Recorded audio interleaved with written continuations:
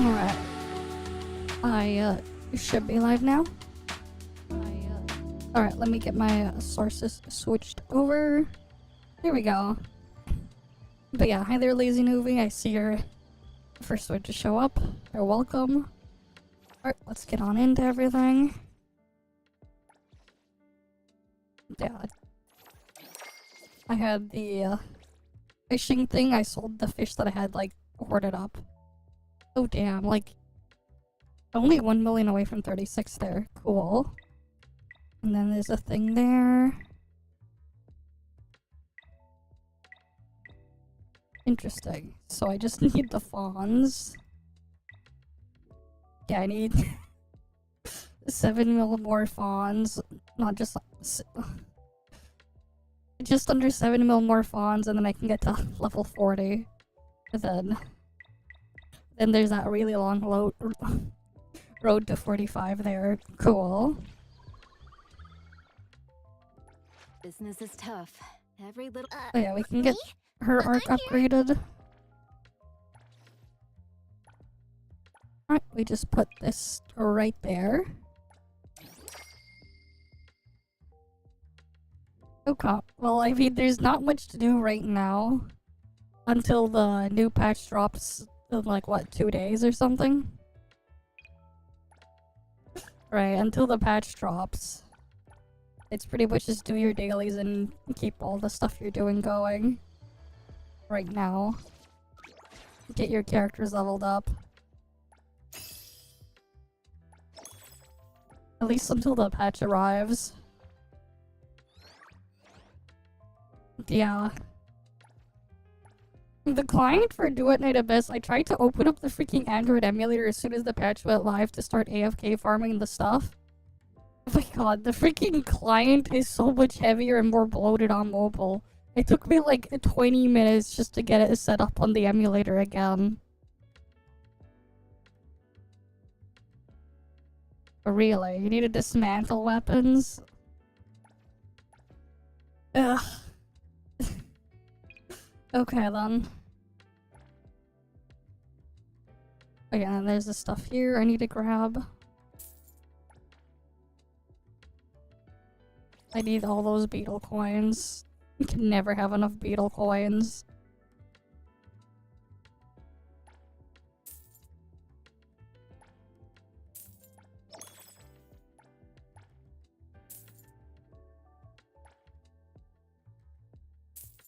I'm gonna get the keys when I actually go pull in the gacha later.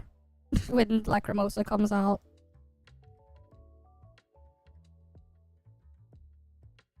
I don't know, I think it looks fine. I don't know, I think it's fine. It's just more so there's just more detail in the environment. I think that's the thing. But honestly, it looks fine. But I'm also playing at much higher settings. It's just the Do It Night Abyss thing. Don't worry, I'm playing Do It Night Abyss on my fake PS5. It's not on my PC. Leave this to me. I won't mess up this. It's on the fake PS5.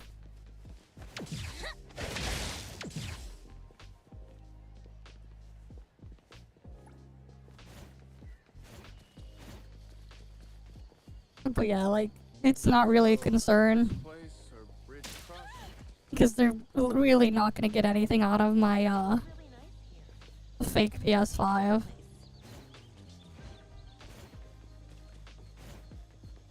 But yeah, it's just grinding time. I didn't even do the story last patch to Do It Night Abyss, but like, honestly, I really couldn't give a shit about the story. I basically, like, completely checked out of it a long time ago. And, like, stopped paying attention, so I have... Like, so I really don't care much on the story there. I'll probably just skip through the last patch's story when we pull up, Do It Night Abyss later. Or something, maybe.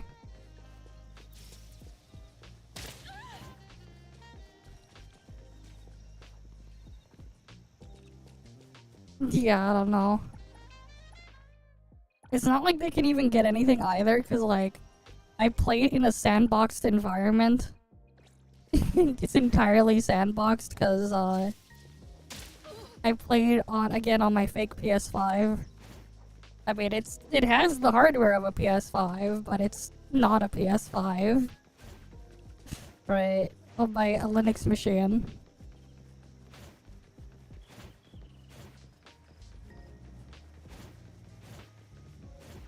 I mean, you can't put, like, the freaking malware won't work. The freaking Windows malware won't work on a freaking Linux machine. So it's, like, fine. It, like, it makes no difference to me.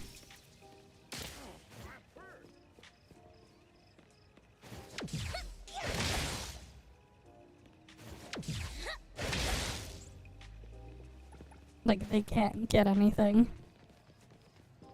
So it's whatever.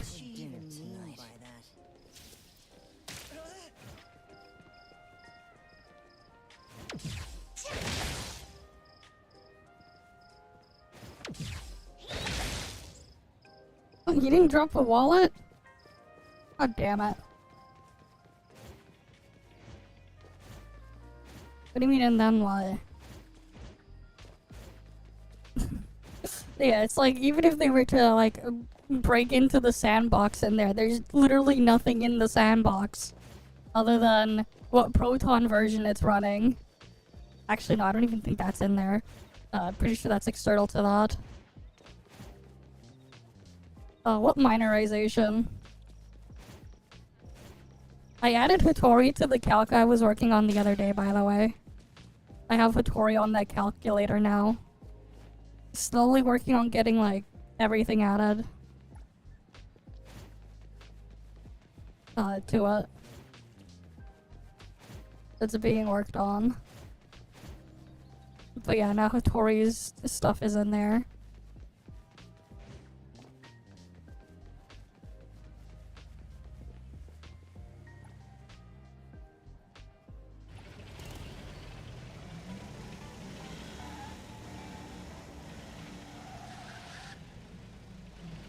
Oh yeah, weekly reset as well, so I have to do that other duty there too. Oh, I thought you could already do that. I thought that was already a thing for a while. Because I remember seeing a button for that and, like, being able to do that, but not doing it myself for a couple of months. I guess now you can do it without affiliate. But, like, if you don't have at least affiliate, how the hell are you gonna get money in your account that way?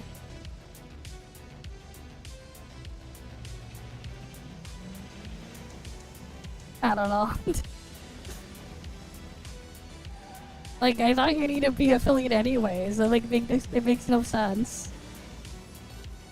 Whatever. Oh, I see.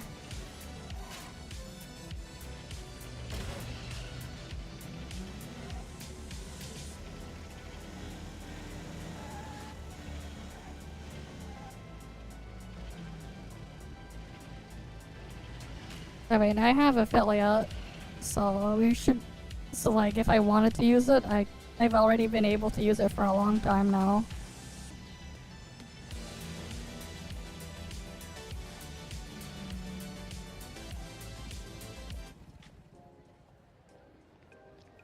Yes, go-kart best. Even after I get the Porsche, I'm still gonna be driving the go-kart. The Porsche is gonna be just for racist content. I mean racing. But I do inevitably get it. It's only gonna be for racing. Because why would I use the Porsche when I can drive go-kart? Go-kart is more fun.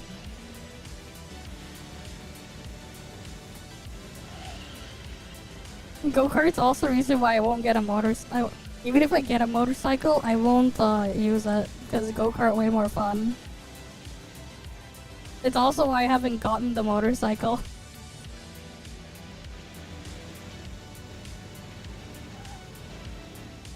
go-kart is just fun.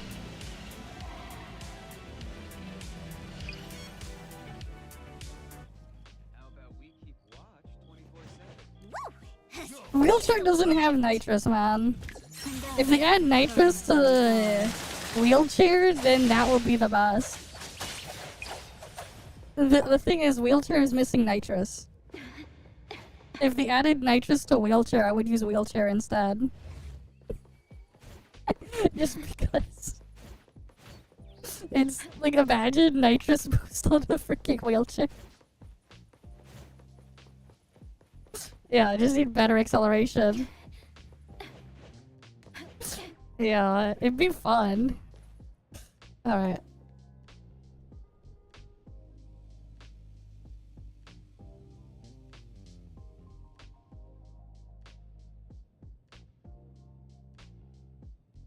Alright, there we go. We're red now.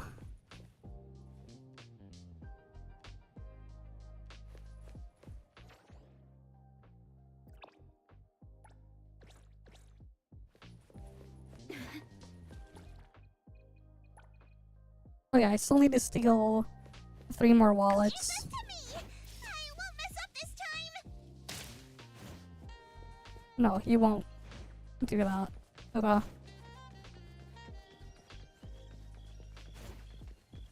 The more static NPCs won't give shit.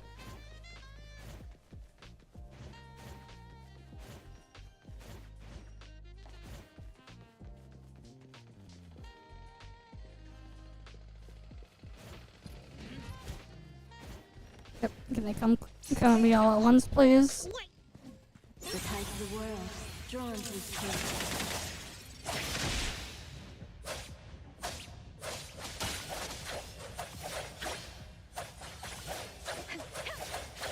Arriving at this very moment.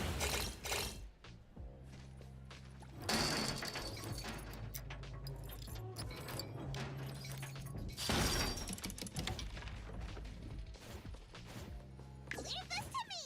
I won't mess up this time!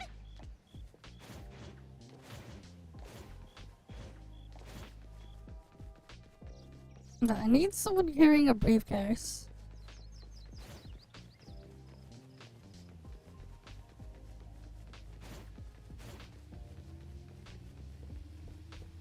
There's not that many NPCs walking around here. In this area. Free chocolate, I'll take it.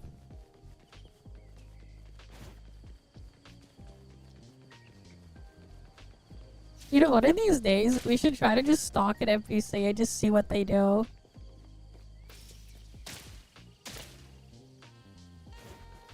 What the hell is up with this NPC? He doesn't try to attack me back.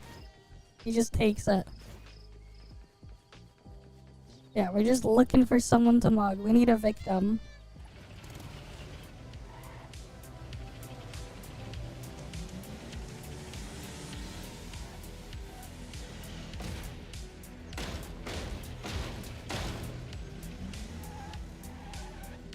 Oh, perfect.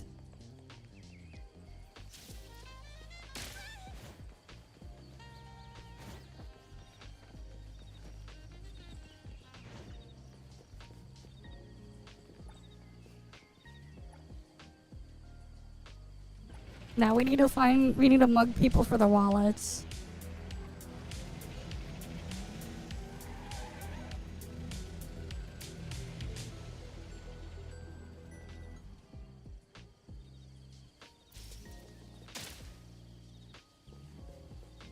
Nope. That guy won't do it.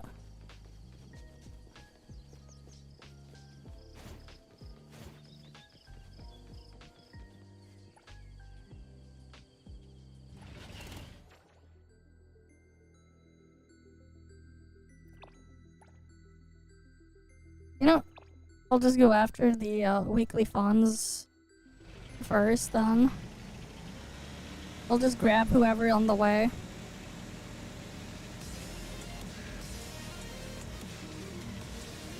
If we see someone.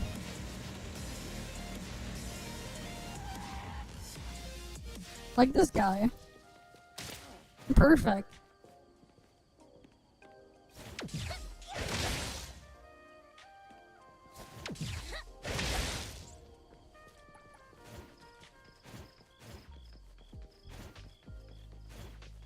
And I think I see our next victim right there.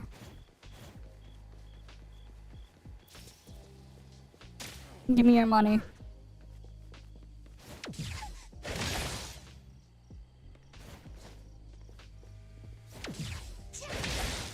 Give me all your money. Mine. What are you doing in the middle of the road?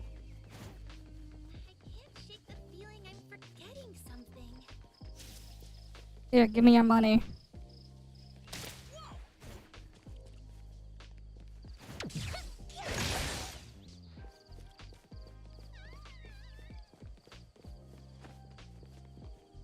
Right.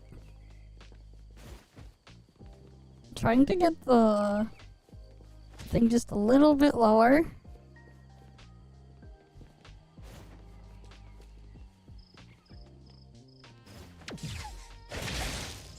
There we go. What's that smell? Smells amazing! Woo! As free as the wind!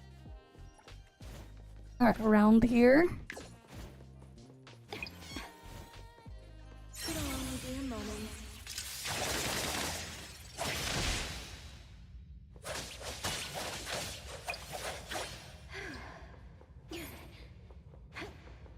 Alright, we beat those guys up.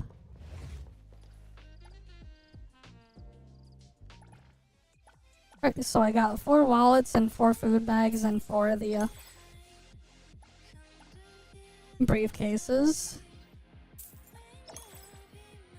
Alright, so let's open the 5 wallets we have now. 1700.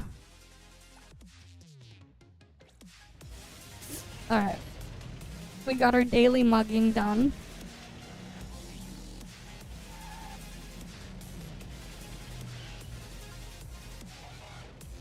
Right? Free wallet. Let's go.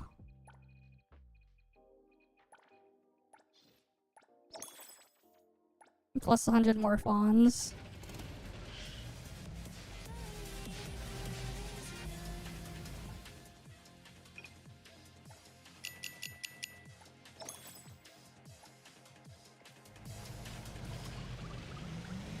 I got the 30k like once 2 weeks ago, but haven't gotten it again.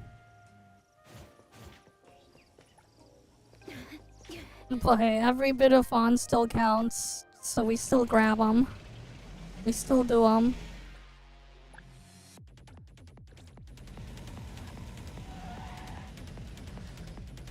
No, because some people have gotten it multiple times. It's just pure RNG.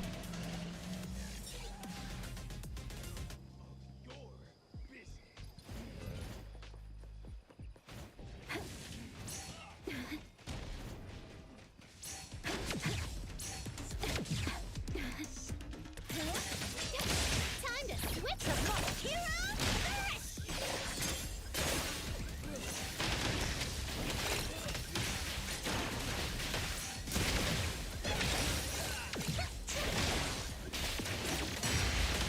And thus, time flows on.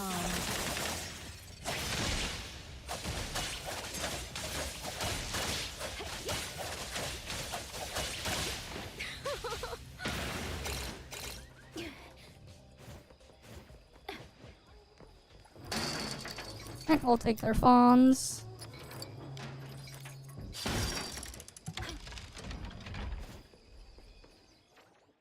Right, because we need to start an OnlyFans.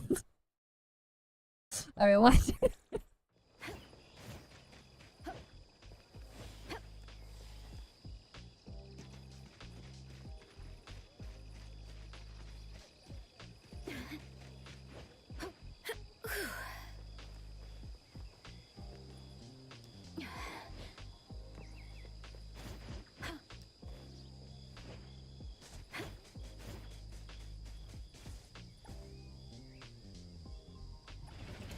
Yeah, people will turn that bagel app into OnlyFans within days.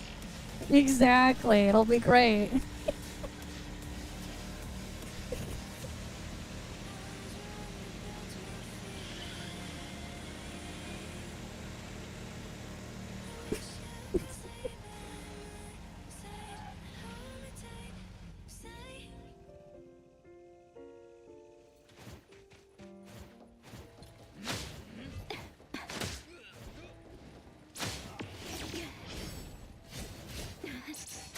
drag. Do they all get grouped up, please?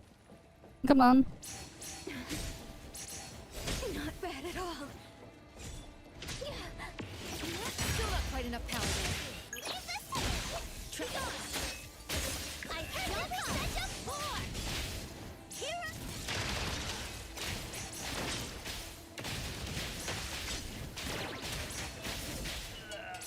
What a drag. It'll only be a moment.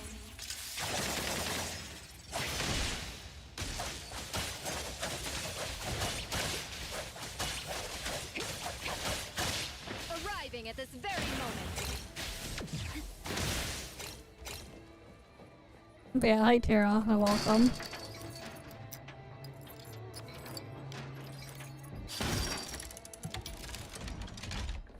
But yeah, I do wonder how long it'll be for Bagel to turn into OnlyFans.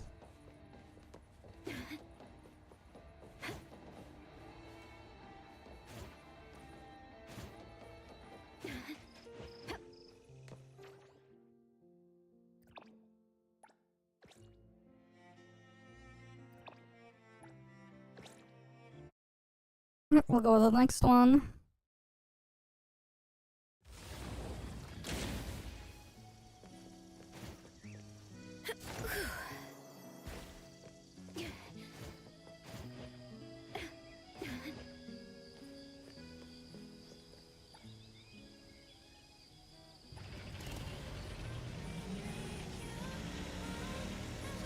Watching scene patches the bodysuit is inevitable, exactly. It'll be hilarious. It's not Bagel, it's OnlyFans.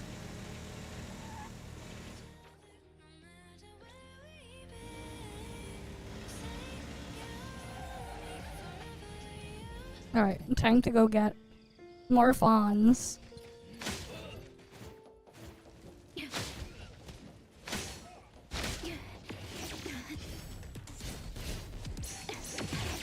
A little show off. Ready. See this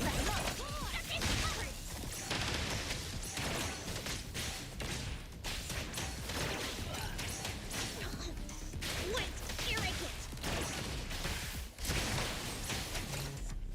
And thus, time flows on.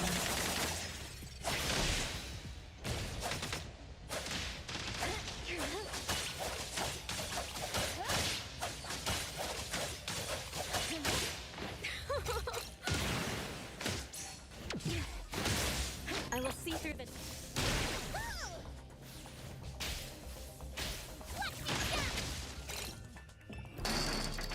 Alright.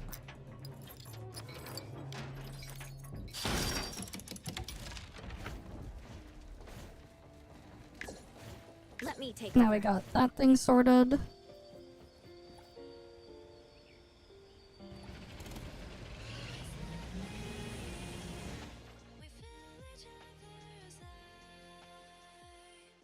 Now there's just these three areas there.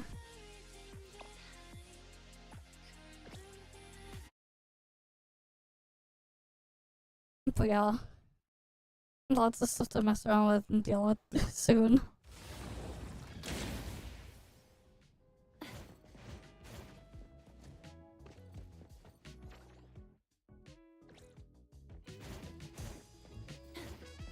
Okay, now for over here. All these orders. The store's overloaded with orders. Got another 32k fawns there.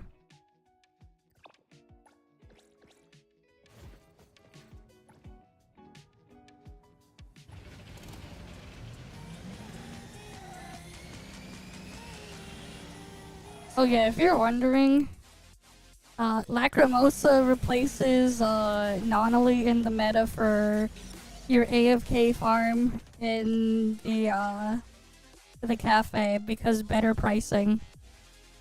To have 2 desserts and 3 drinks if you were going to try to min-max this thing. Because the Lacrimosa gives the dessert boost. And it's a sizable boost enough that it does slightly beat out Nonally boosting the main dish.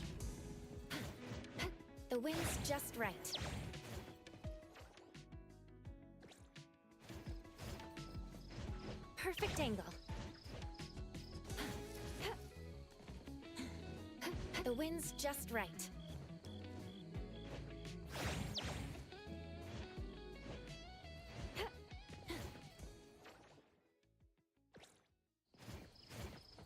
Alright, let's get the thing around here.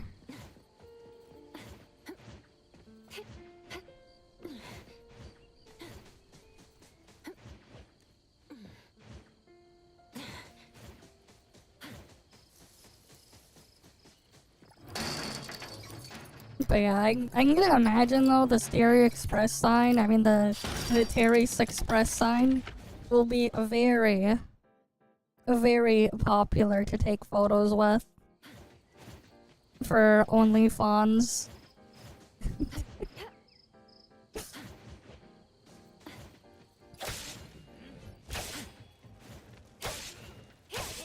Yeah, the main studio set, exactly.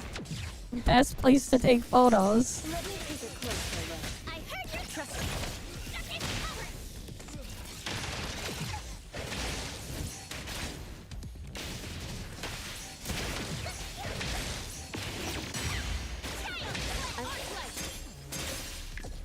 The tide of the world, drawn to its tail.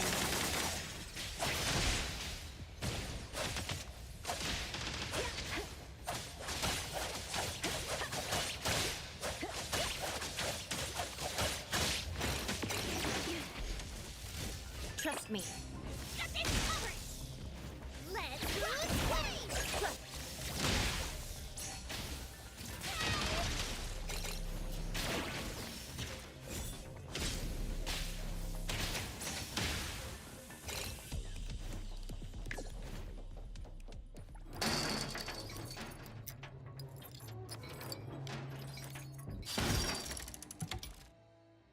Business is tough. Every little thing Yeah, I can level up Hattori right now.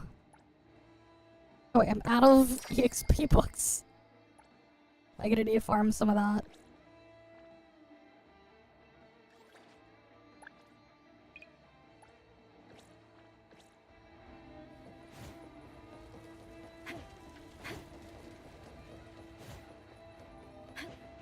Yep, we got the stuff here.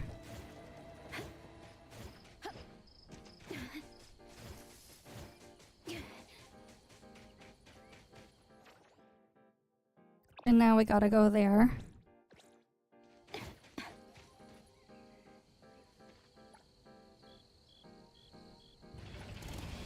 Right, because we gotta rob them all.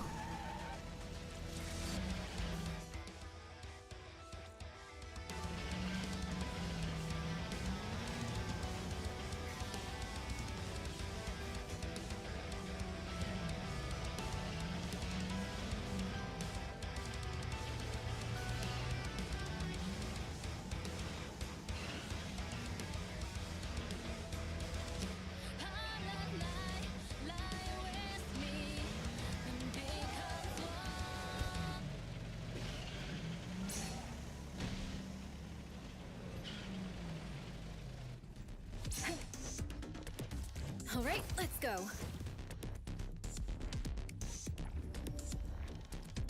Oops, I wanted to go to the third floor.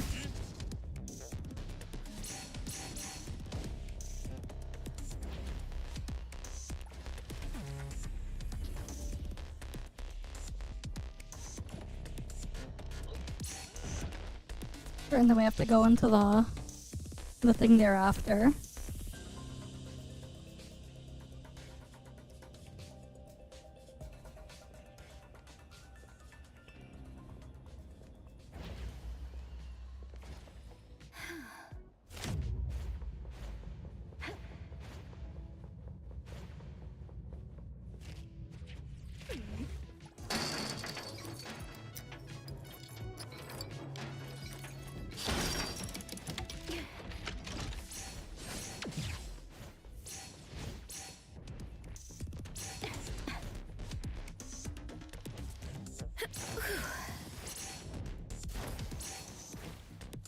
And then we go here, All right, let's go.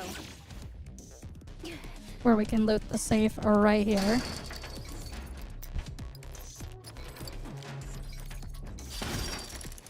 Because they can't get me there.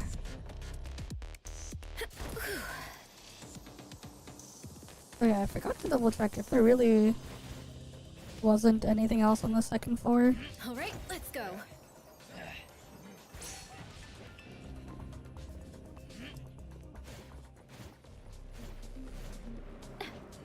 No, it doesn't look like there's anything here. Yeah, because I never bothered to check it back on the second floor. But yeah, the one there doesn't respawn. It's not the low value ones that do respawn. Alright, cool. I got all of those done.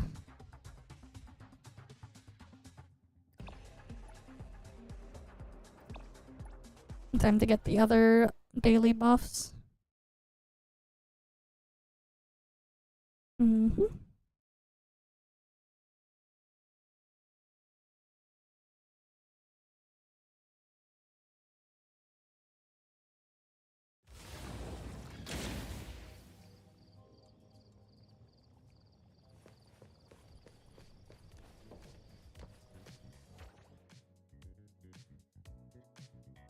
I have to unmark this.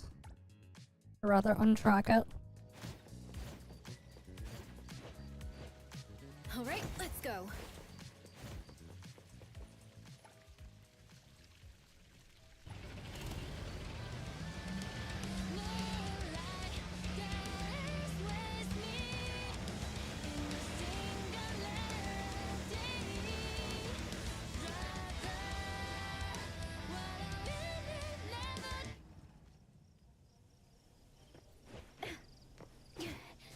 I will see through the nexus. You know, let's steal some fawns.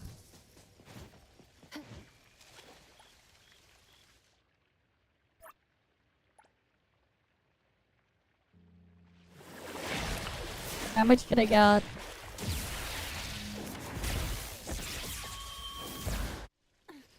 Only 400? That's unfortunate. Because you can sometimes RNG get like a lot. Because I already got the achievement for doing it for 30 days anyways. The one where you don't take from it. So. Wait, what am I doing there? Did not mean to teleport there. I meant to teleport over to the witch's house.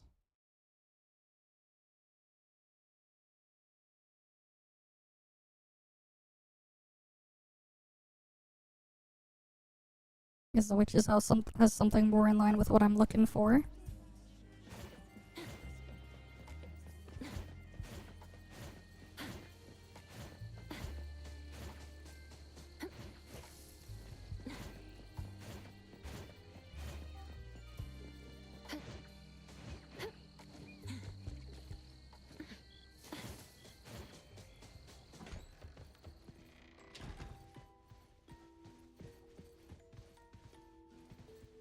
Greetings. Welcome to your path ahead is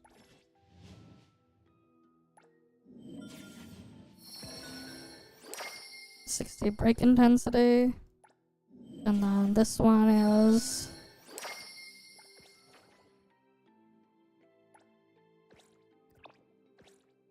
Okay, there's a thing there. What I really want to get from the thing there is another Denzaboro. I really want another Denzaboro so I can get the thing from it. At first I need to open the fish market thing. I didn't get my beetle coins. Because we're gonna need a bunch of those.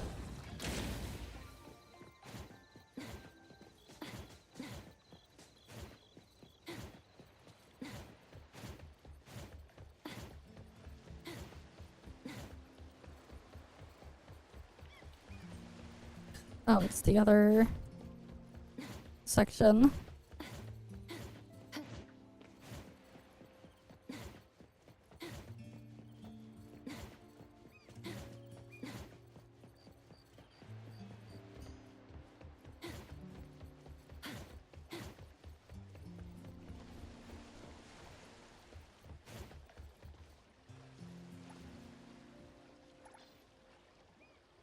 Right, because I can go here.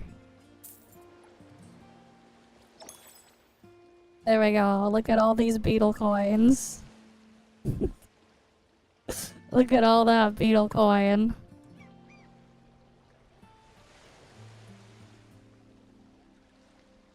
Alright, got my monthly beetle coins there. 600k. And that's gonna vanish real quick.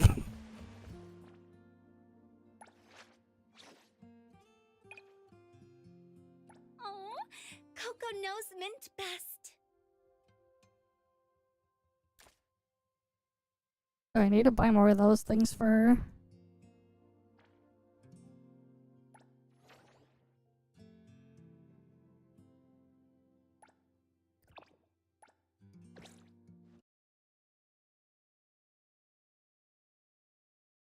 Okay.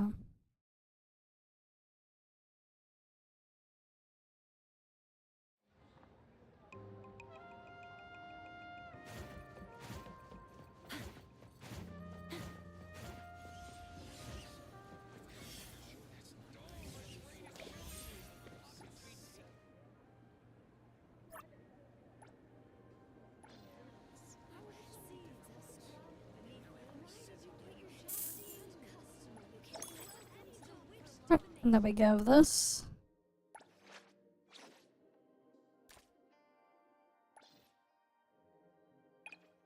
to Hattori. Ooh, where did you get this? You have great taste. I like it. Like this. Are you sure? I knew you wouldn't let me down.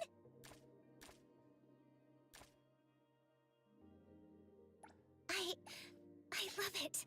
I really do. Okay.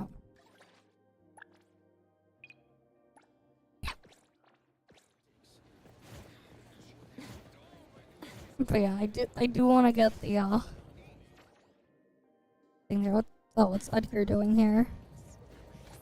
Oh, Edgar. Fancy seeing you here. Oh, hello, Appraiser. Ever since you helped me order that magazine, I've had a feeling this newsstand was something special.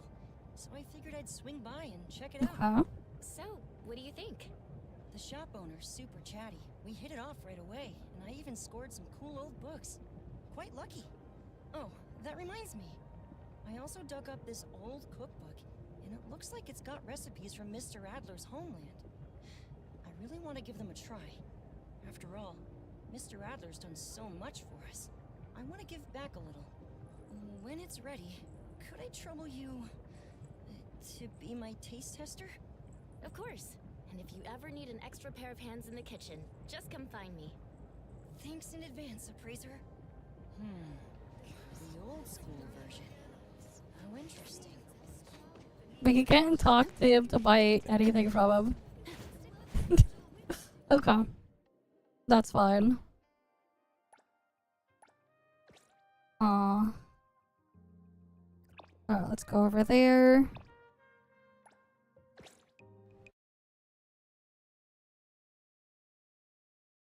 Mm-hmm.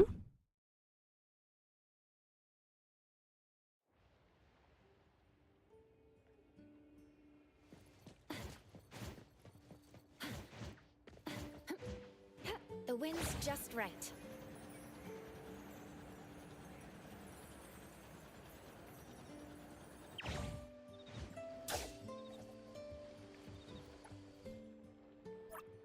What an anomaly. A shadow moving and the tram past the shore.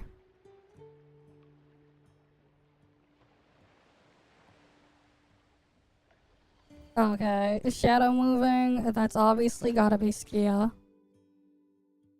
Me! I'm ready to go! The paperwork you need, ETD-4. Providing backup.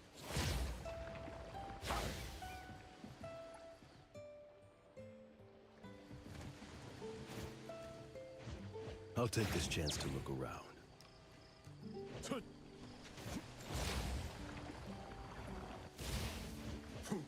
Was it not him?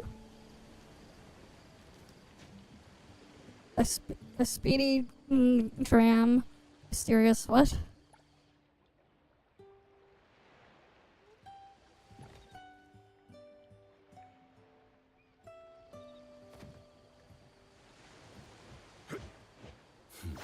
vision here. There is a moving shadow.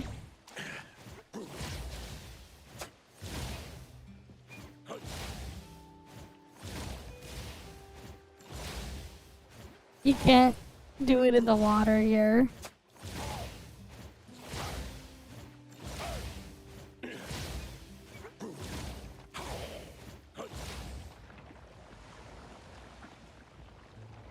Oh wait, no, he kinda can, just not on the tracks.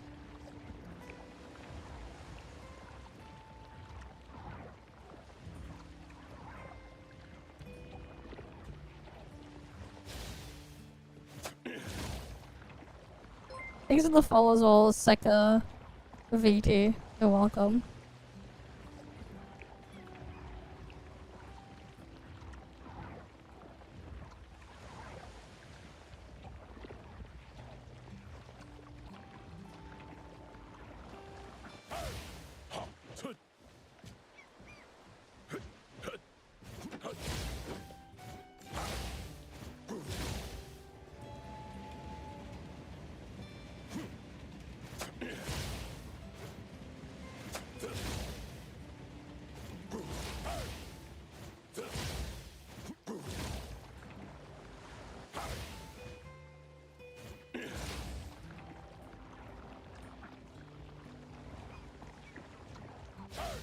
Is that what the NPC? I don't know what the hell the NPC was like looking for.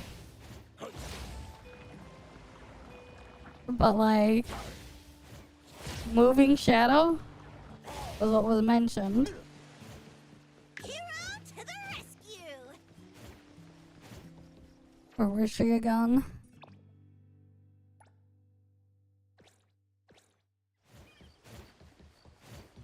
But yeah, I really wish it would spawn another Danzaburo interaction from these instead, because I want to get the arc to...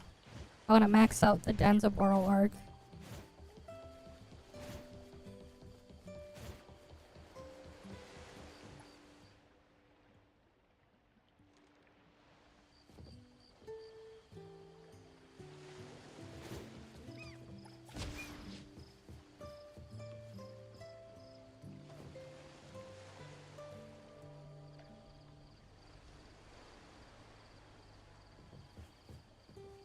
I have to do it. His combos? Okay, I have to just wait then.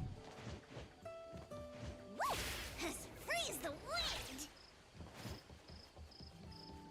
Providing backup. We'll have to wait for the train.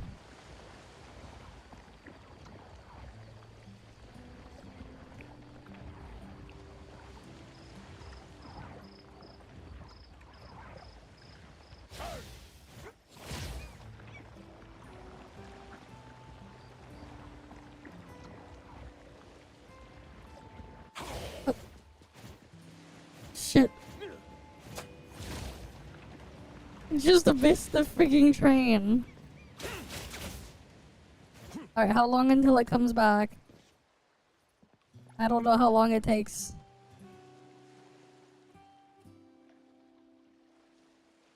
I see.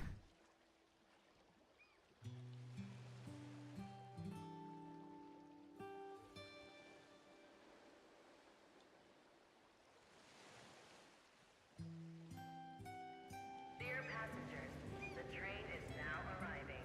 Please wait behind the station. Wait, how many trains are there?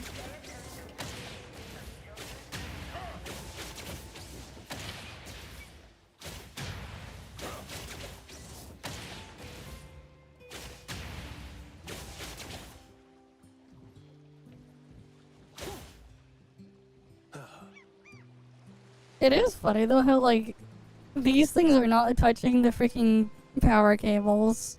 You have all these freaking power cables overhead, but like the tram is not like touching it. It is funny.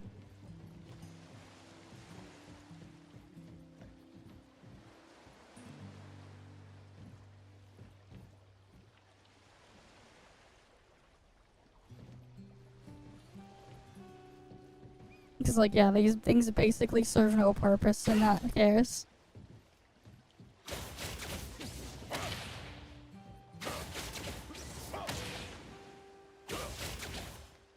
It's an anomaly, true.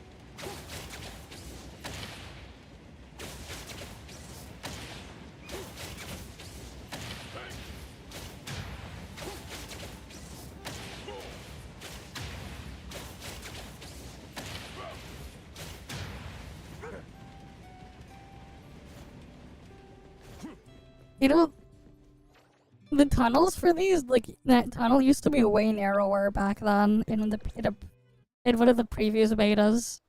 And you would just hit the freaking thing if you were on top.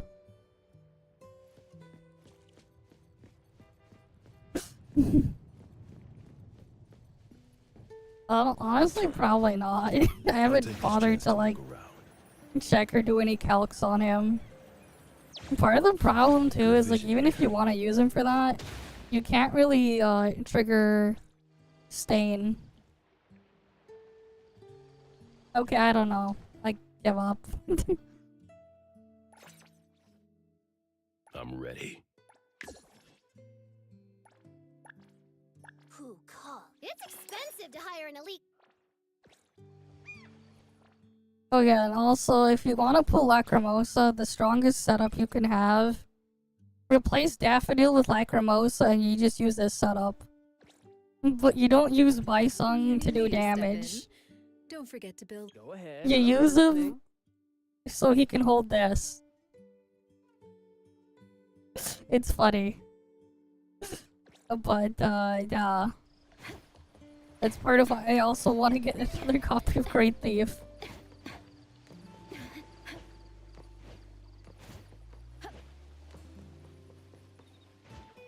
Alright, let's go. Teleported the map to find the NPC. Yes, a large chunk of them are bugged. I had one of them, like, just magically give me the achievement a couple days after I triggered it. And I'm like, wait, why did I randomly get this achievement? Like, it was, I don't remember which achievement it was.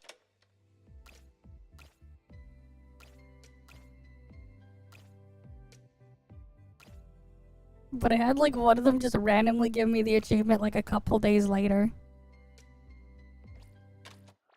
It was, like, the one where you have, like, the cleaning robots fighting at the BAC area thingy.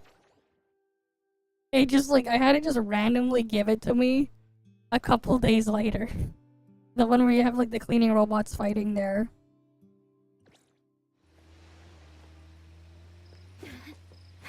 For that one, I was just like, what? And it wasn't even in their freaking building. It just randomly gave it to me.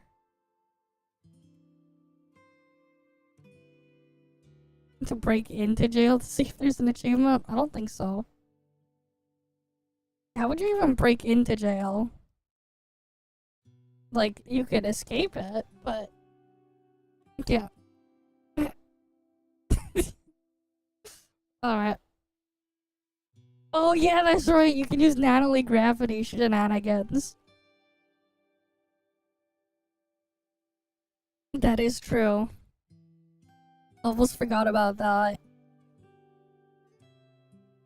But it's just like, why? Okay. I need to farm a bunch of EXP materials. Because I'm out of EXP materials.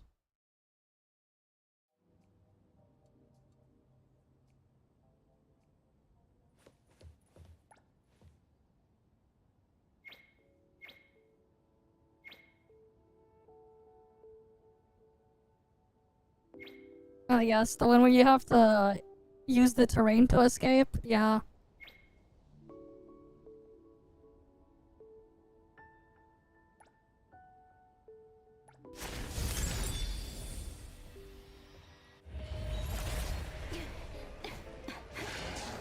It'll only be a moment.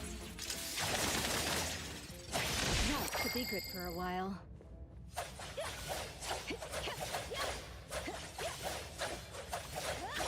The moon has set.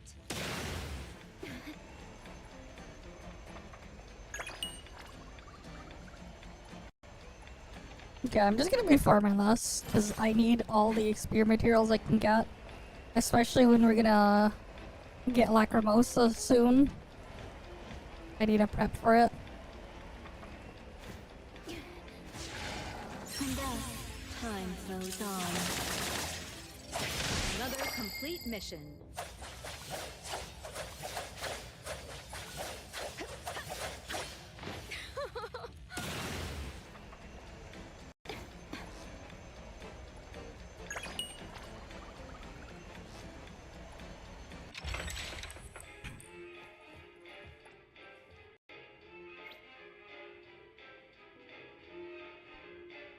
Yep.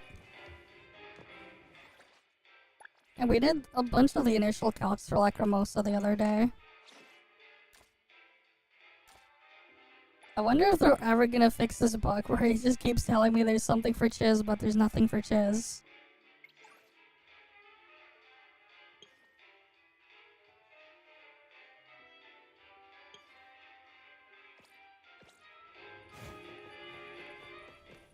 But yeah. Business is tough. Every little thing counts.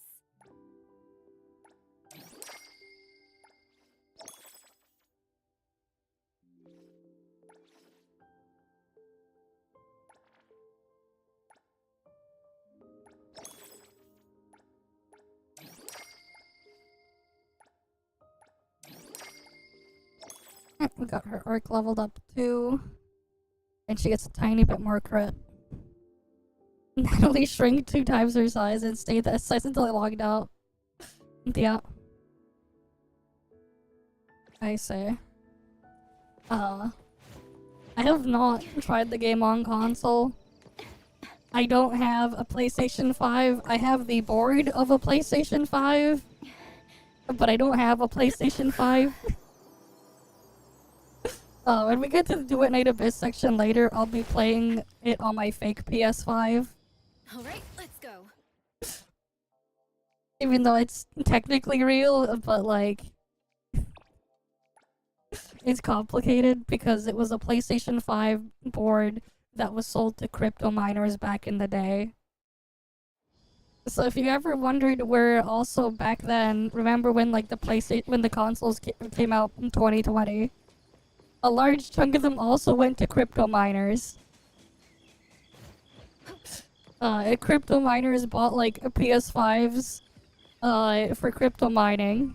Or rather, ASRock took a bunch of the chips from them and put them on boards. And sold like 12 nodes, which is 12 PS5s. In like this like server rack. For like, I think it was they were selling them for like $15,000 each. So, like, believe it or not. That was a thing. But now those boards, you can find them on the used market and they're not too expensive. You could turn them into basically a cheap budget gaming PC. If you know what you're doing. Which is kinda neat.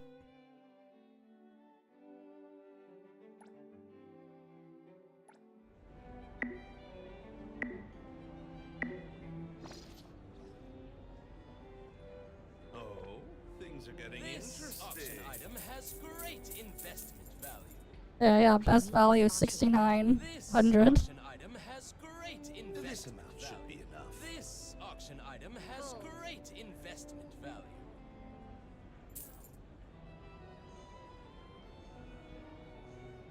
I'm staking next month's allowance on this. This auction item has great investment value.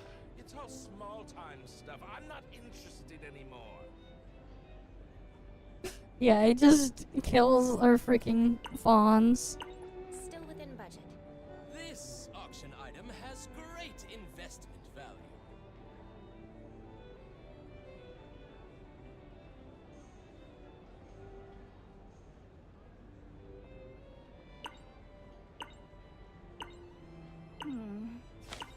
Top-notch stuff. This item is yours.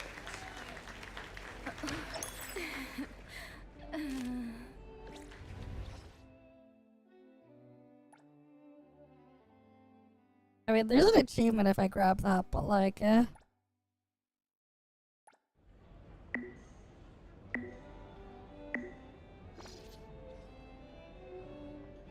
I'm putting my honor on the line. Every bid you place is a show of support for the Ibisu auction. Yeah, they've been just to jack off. I know. To go higher. It sucks. Well, this bid'll definitely The only time I've ever bid on stuff thing though, what I like doing sometimes when I'm like buying shit off eBay, if I have to like bid for something, I'll just snipe the bid into like the last 30 seconds and then just place the bid there. I would just save like what the price is and just snipe it in the last 30 seconds. I need to take on more commissions. This auction item It's like what I would do. I mean, like, I've done it to get like a Wii U with the actual with a functional screen, the screen gamepad thing. Like, I think like 8 years ago or something. For like, I got a winning bid for just a little over. I paid, I think it was like 120 Canadian dollars off of a Goodwill auction 8 years ago, which was crazy. Nowadays, that can't even get you. Like that can't really get you even the gamepad for the Wii U console. So I'm pretty sure there's like some guy working on like an open source project to like make it so you can connect a different device and use that as a gamepad screen thing for a Wii U console. I saw like a video where some guy was like making a thing. Let's make this more interesting. Is this all that's left? Willing to go higher? Still within estimated range. Every Go higher. bid you place is a show of support for the Ibisu auction house. Not bad. Not bad. This auction Fine, 6900 because 6900 funny number. has great investment. You put that there. Double checking. This auction item has great investment value. How is this the power of friendship? Perfect for you. Add some stakes. This auction item has great investment Exceeds value. maximum budget. Abandoning bid. Top-notch stuff. I choose you. Every bid you place is a show of support for the Ibisu auction house. Great opportunity. Every bid you place is a show of support for the Ibisu auction house. Well, this bid'll definitely win. Yeah, they have no manners. Exactly. Show of support for the Ibisu auction house. That's all for now.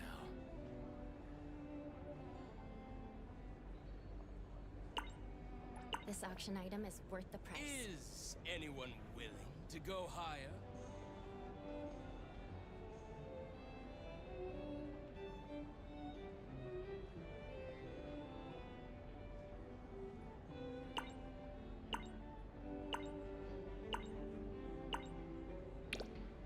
Alright, we get the thing there.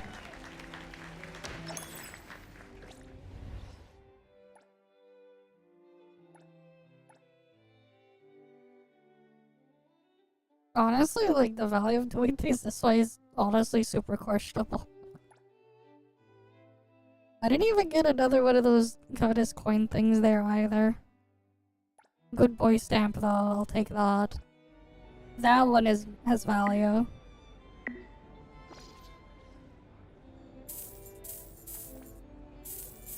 Here, you know, let's just put it. Great investment value. Not bad. Not bad. This auction item has great investment value. Every bid you place is We'll a see show what of happens. support for the Ibisu auction If it'll let me. We'll just see what happens. We can get at least 69 there. Things are getting interesting. This auction item is perfect Top-notch for you. stuff. Every bid you place is a show of support for the Ebisu auction. Yeah, this auction item is great. This auction item has great I'll be investment covering value. everyone's tab tonight. This auction item is perfect for you. It'll still raise the bid, yeah. This auction item has I mean, this is a great weekly investment boss material, so I'm just gonna freaking buy it.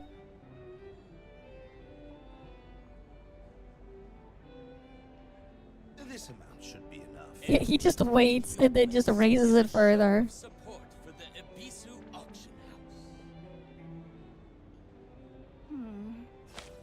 Top-notch stuff.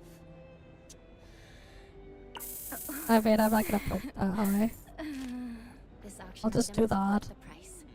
This auction item is perfect for you.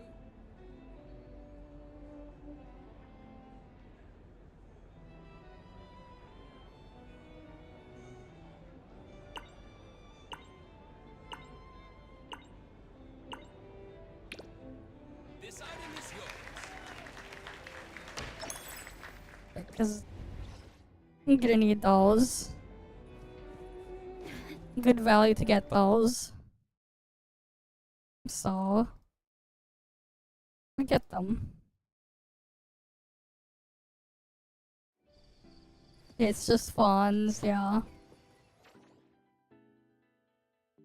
Alright, so we got that done. Oh yeah, we gotta do the daily date spot. Right, we gotta get the daily date spot thing done.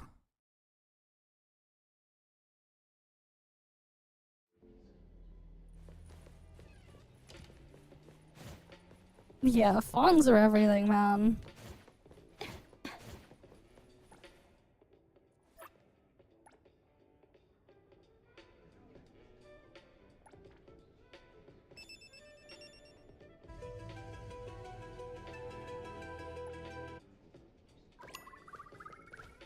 Alright, how much longer until I get You need me to step in. Mint all the way up?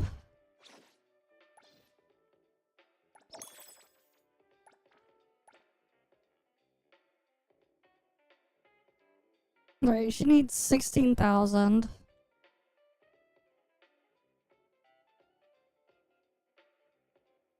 So that's 40 more gifts that I need to give Mint. She needs 40 more gifts. Damn.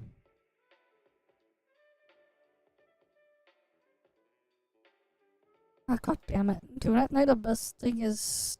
Their freaking client is so buggy, man. And it takes like forever just to even get logged into their mobile client. The client thing just freaking crashed on my emulator.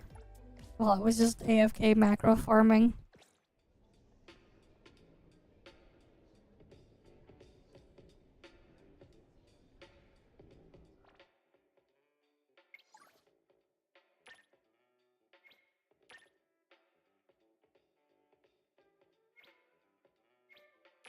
Alright, just click through these.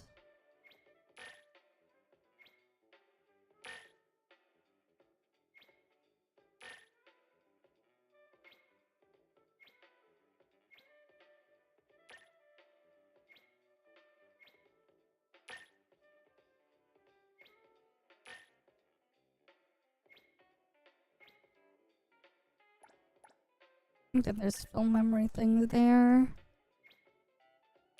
Yeah, Mint doesn't even send me a message there. There's nothing from Bond level 9 on Mint.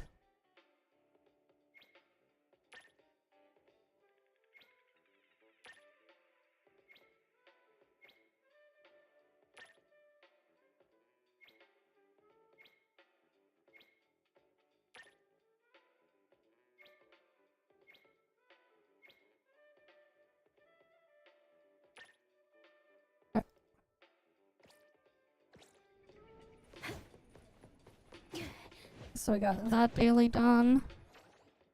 And then there's the one at the Yuanmu Hill.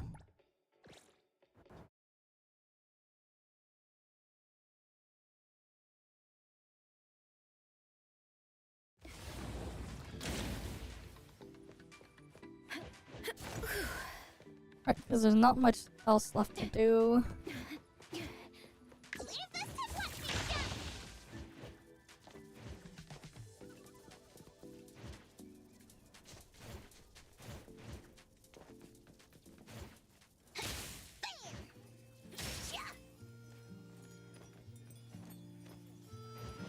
What's that smell?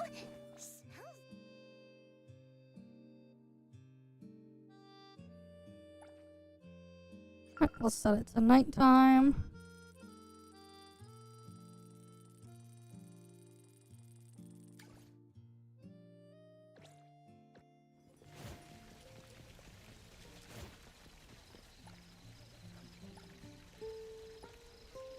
And then there's a crime spotter nearby.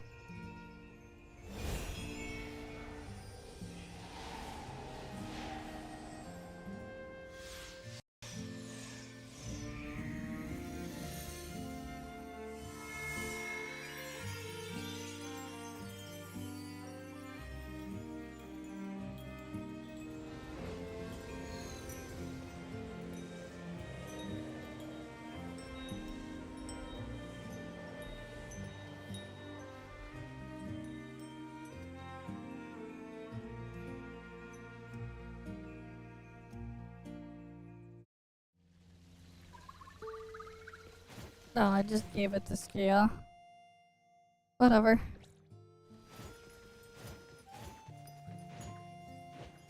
What's that smell? Smells of...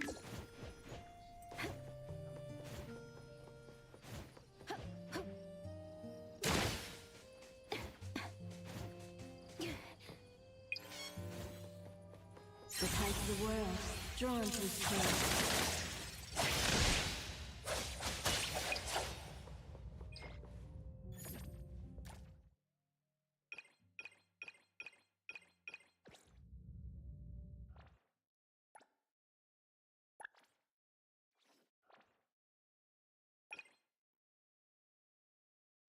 So we're at this. Appraiser level cap is 7.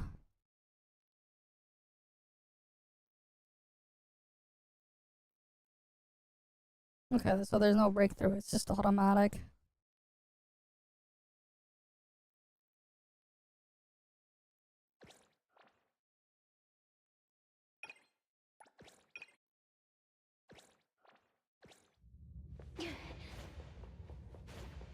Yeah, you know what I think about it? I thought it was supposed to be a appraiser level cap 6 already by now, but guess not.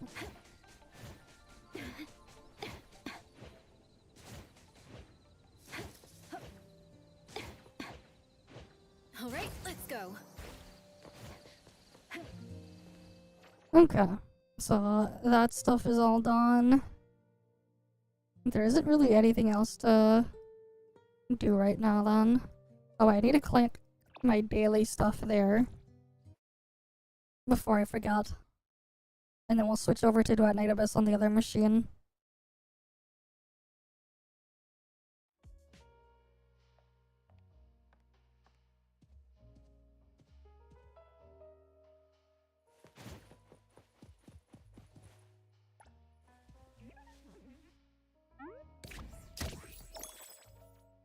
Oh, we got a purple module.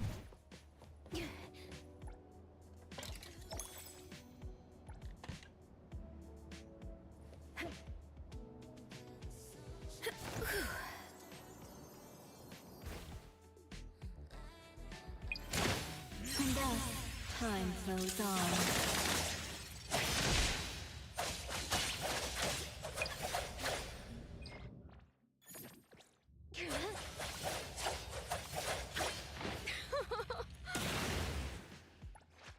You need me to step in. Don't forget to bill them for an appearance fee.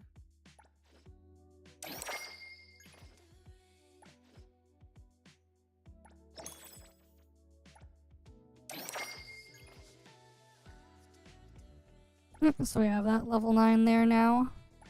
Oh, not level 9. Level 8, I mean. Level 9 will be after thing. So now her ult does a bit more damage.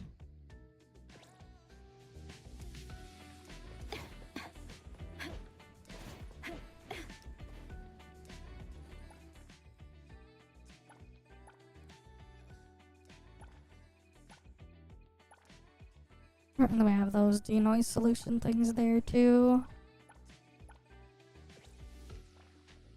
You need me to step in? Me? I'm here.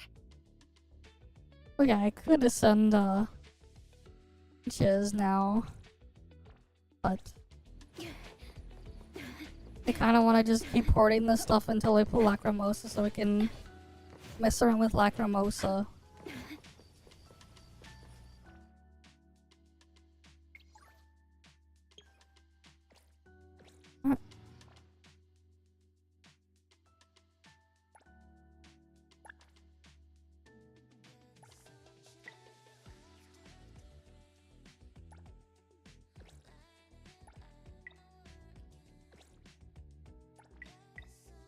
So we have those 3 things there.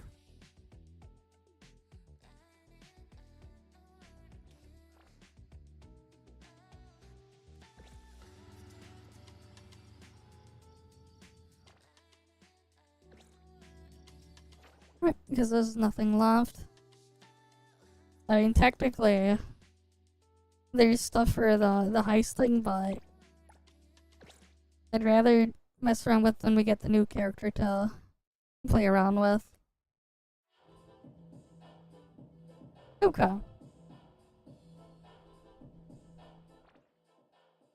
Yeah. Everything should be done there.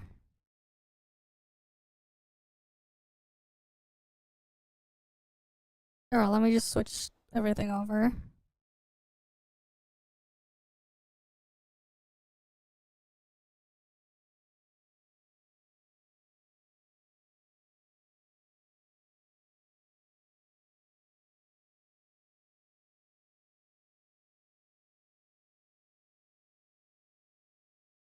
I'm just trying to update the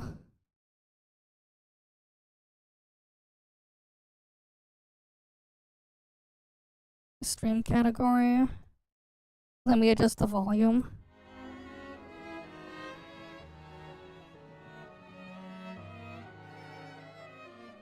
Alright, I need to get to my KVM. Give me a sec.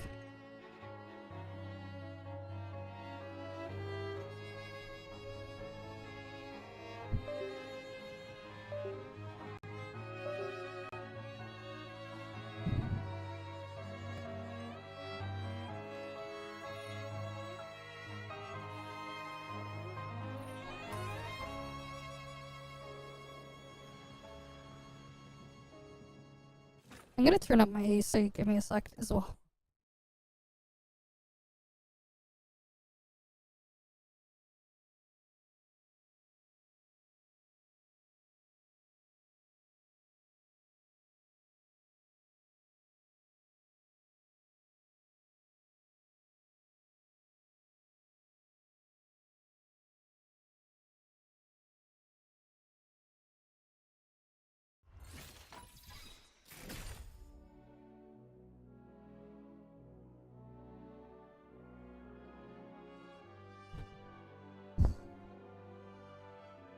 Okay.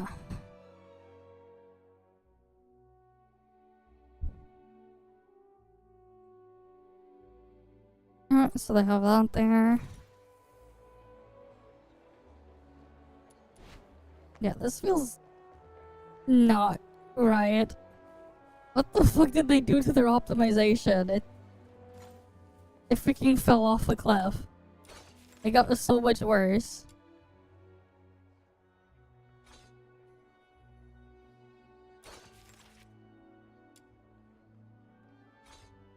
Oh, whatever.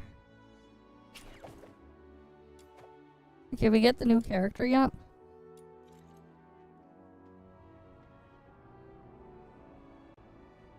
Oh, they put the The things from before there. Okay. Oh, and the blueprints are here.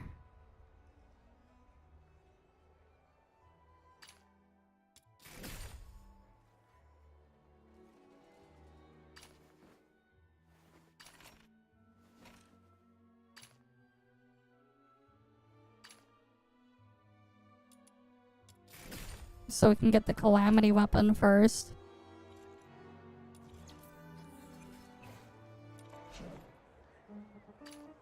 Oh, I need to get the stuff there. Specific weapon types from the inventory.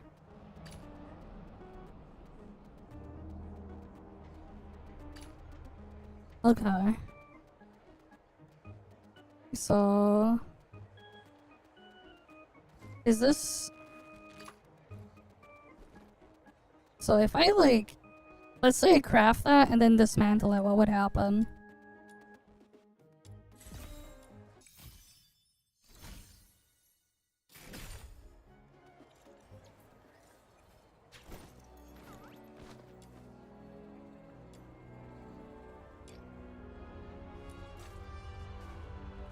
Okay.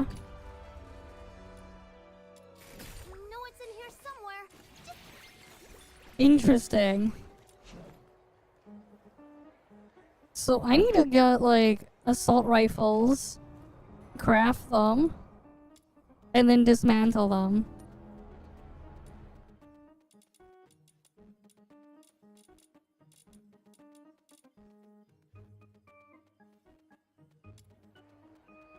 Okay. Good to know.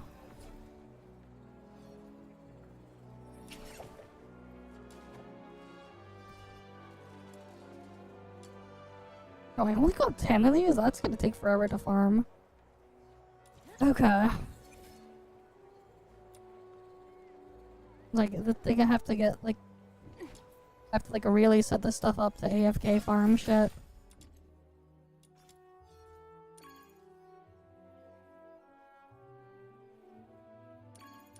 God, the freaking game optimization is so much worse now. Because, like, I could really feel it chugging here.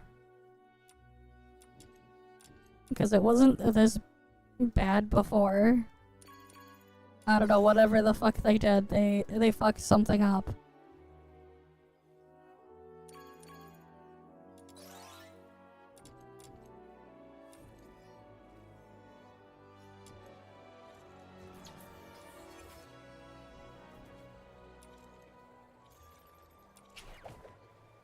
Alright, and then I have to do bounty commissions.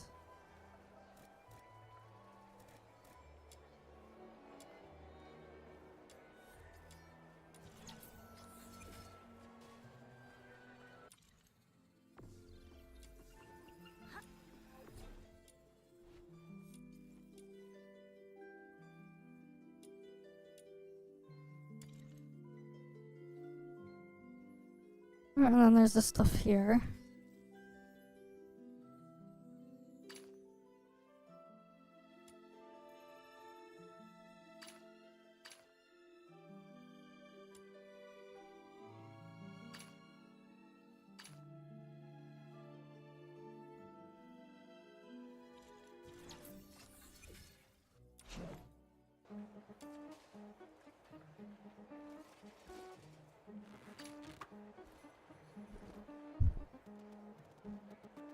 Possible drop an Abyss Expedition memento.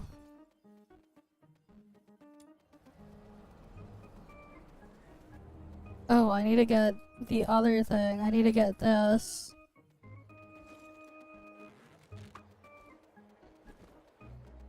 So they're letting us get the assault rifle first.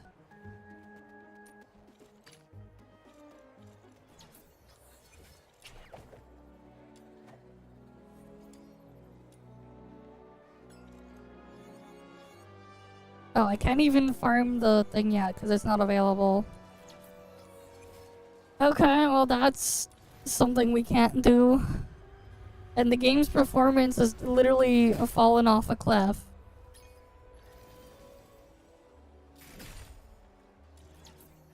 I see.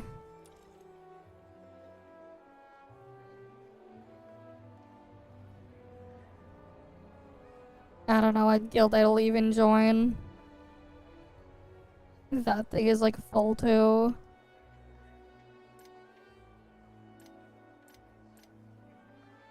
Fuck it, there's 17 people there. We'll just join this one. What do we get?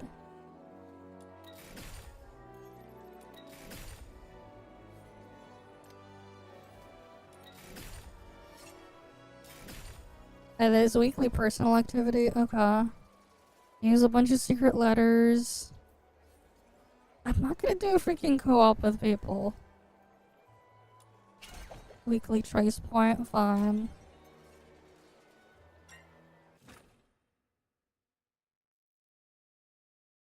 The funniest name. I just clicked the first one with like the most amount of members I saw that I could join. Oh nice. I can get more trace points.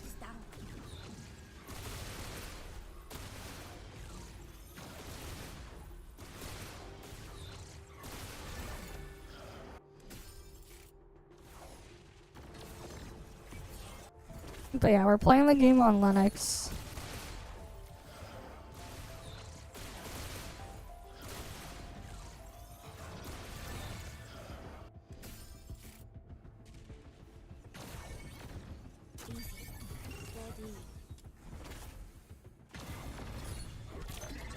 So now, no matter what, like nothing bad can happen to me with this. Because they can't do shit.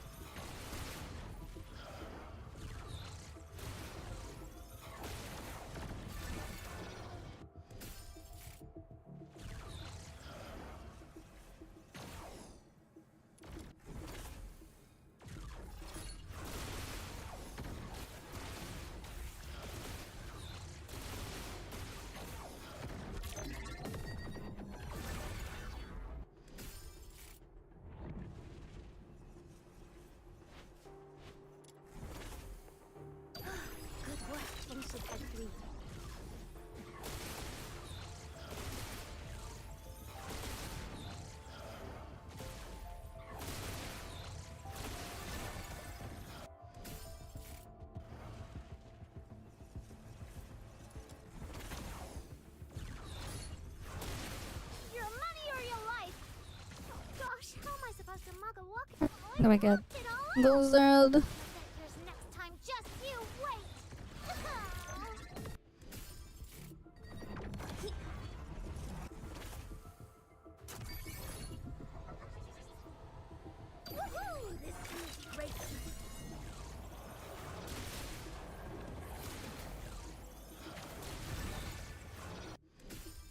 Yeah, we're getting freaking frame drops here. Yeah, whatever the hell they did with this update, they fucked up. Because performance is like actually just falling off a cliff. Because like normally when I would do this on this machine, I wouldn't get frame drops and stuff here like that. There's something going on here.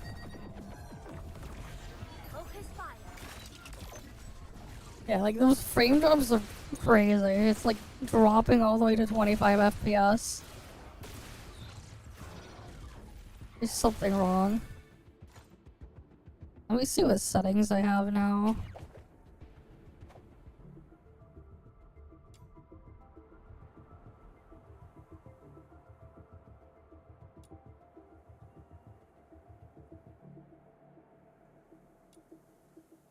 Yeah, I'll just set it to performance. Oh, that looks really bad.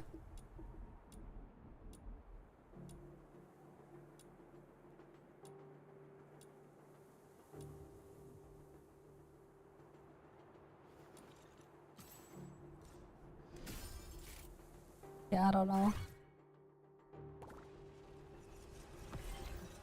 They like fucked with optimization. Like, this game would run way faster on, like, my actual regular PC, but, like... I don't want to risk anything. So... It's on the machine where literally nothing can happen if it gets infected with anything. Woohoo! This feels great.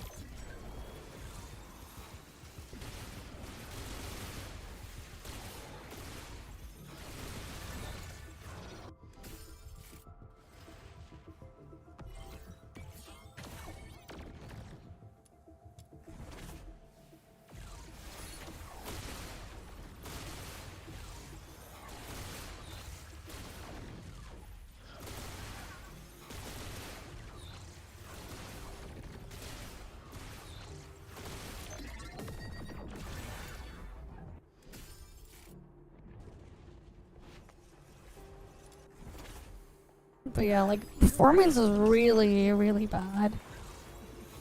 It's so many freaking frame drops and shit that were not happening before.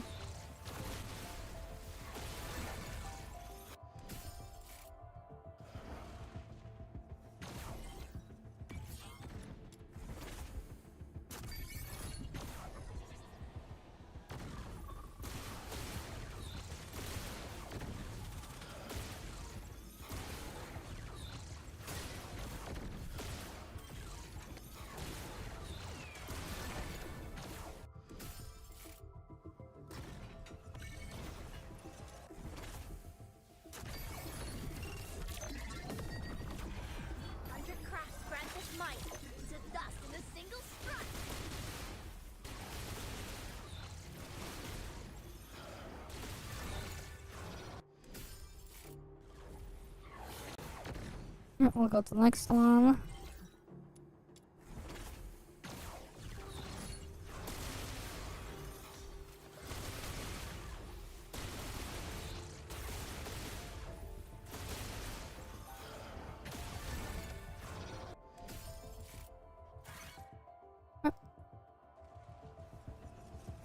And then next thing over here. Data capture complete. I got to jot this down.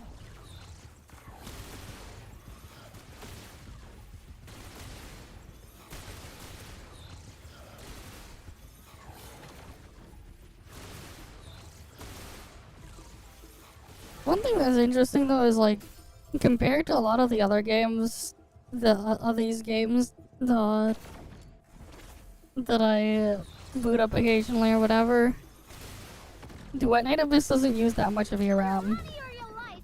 You can eat up the least amount for what it is. Surprisingly. Mucked it all up. You'll get yours next time. Just you wait.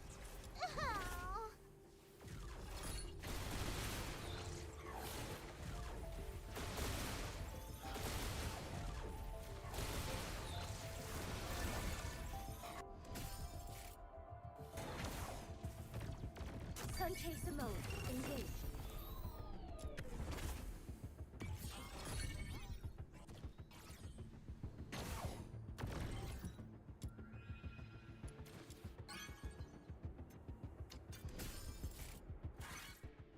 Might as well grab that. What can I get here?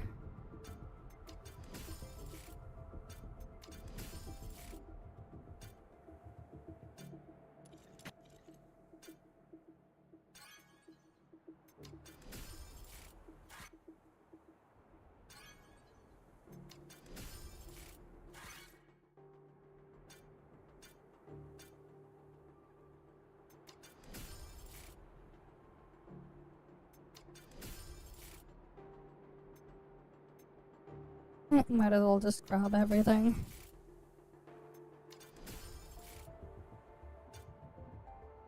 Oh, I should have gotten the every 7-second one.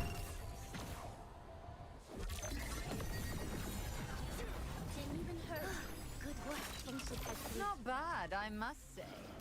Keep it up.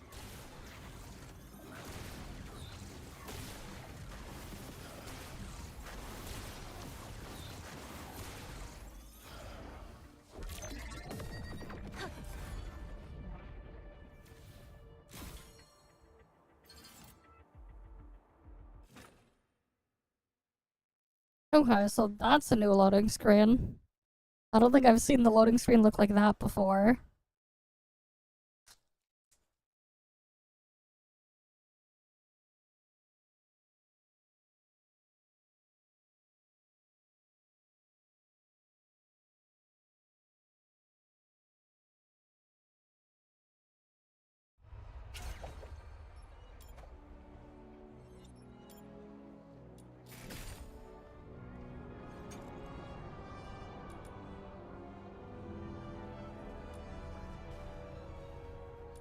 Okay.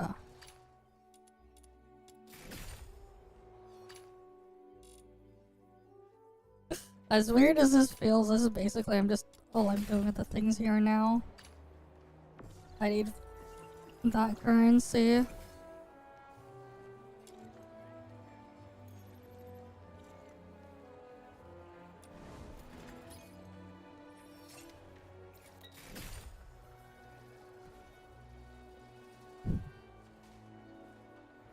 Then it's 5 nocturnal echo stages, and then it's all the other stuff.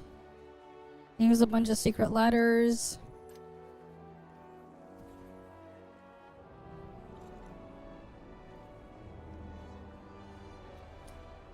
There's apparently gonna be guild territory.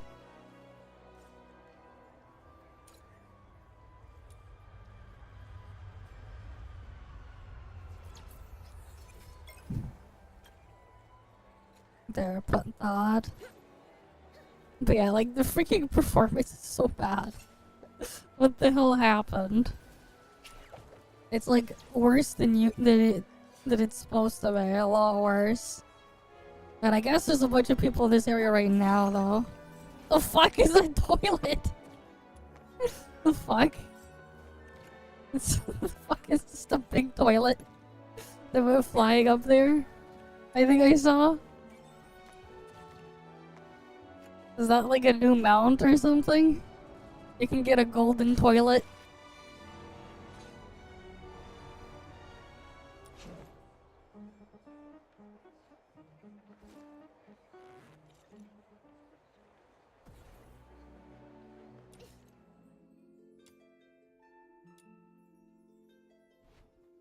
No.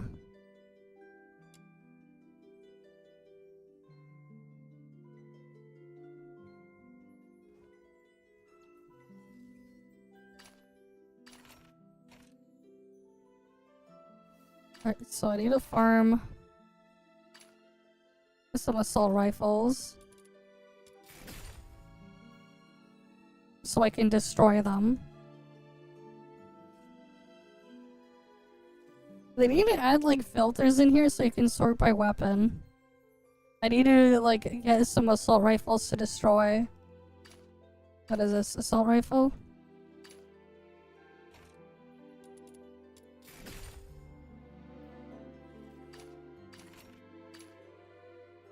That's also an assault rifle.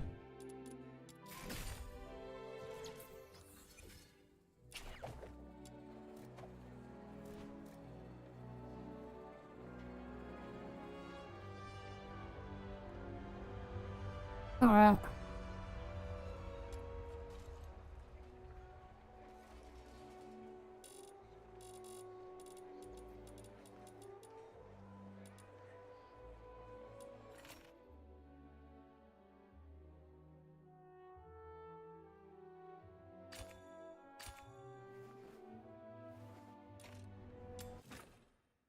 We'll just set up AFK farming for this. There's just so much AFK farming. Like, that's the thing with doing AWS. It's just all you do is you go in, you get it set up to go AFK farming. Right, this is your freaking gameplay for Duet Database. They don't seem to be affected by it either. They must have serum too. Duet Database is a rhythm game. Use rhythm and go AFK farm. Head over there.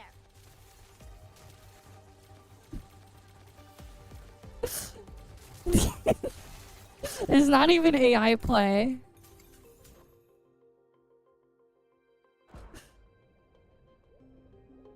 Okay.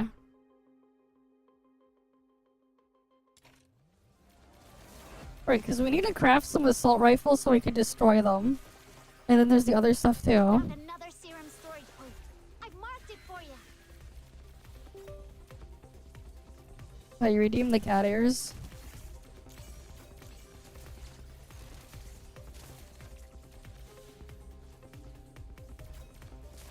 And like, this is kind of why it's like, I don't even bother pulling it up on stream all that much. Because quite literally this is what happens. Alright, I switched back into my main PC. So I guess what we could do is how are we gonna do this? Storage point. I'm pretty awesome, aren't I?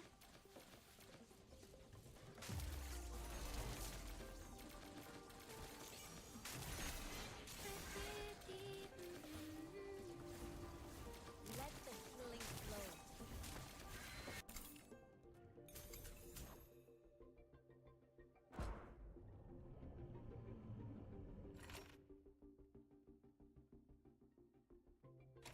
Like the moon waxing to its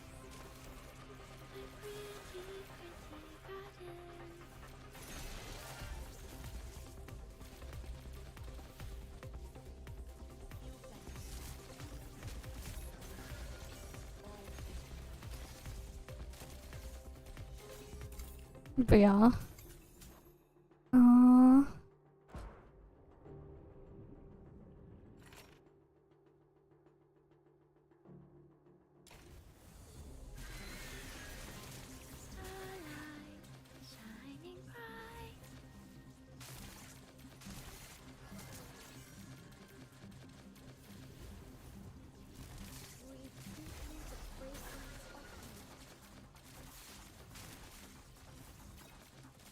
I wonder if we can just...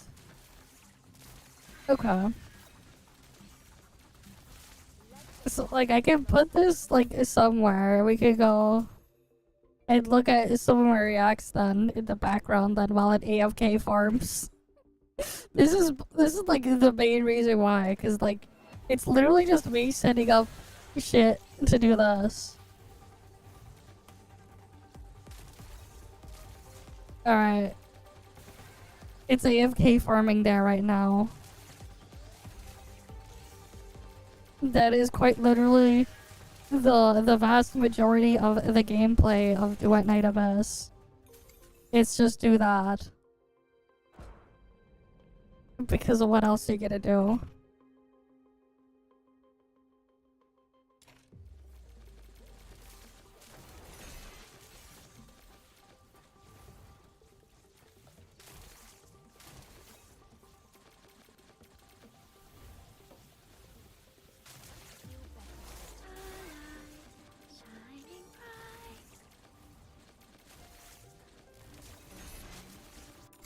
Right, like that's the thing, man.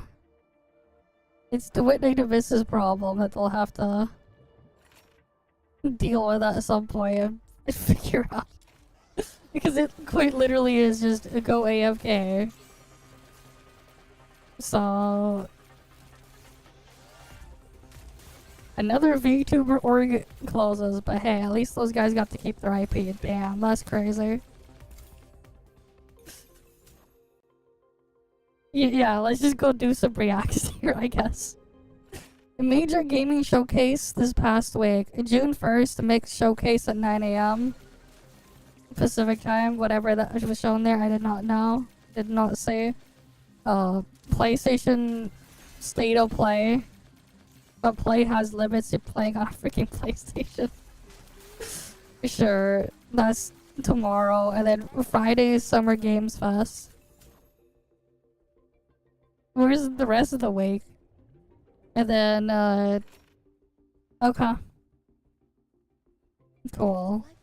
I mean, like, I don't bother watching any of these presentations. I'd rather just look at the news later. Because I'm not gonna waste my time to do that. Alright, let's see. We'll save this for another day. That one we're doing when we're in NTE category again.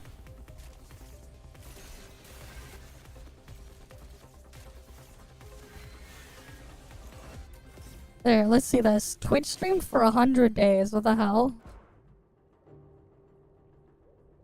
This is long. Oh boy. Okay.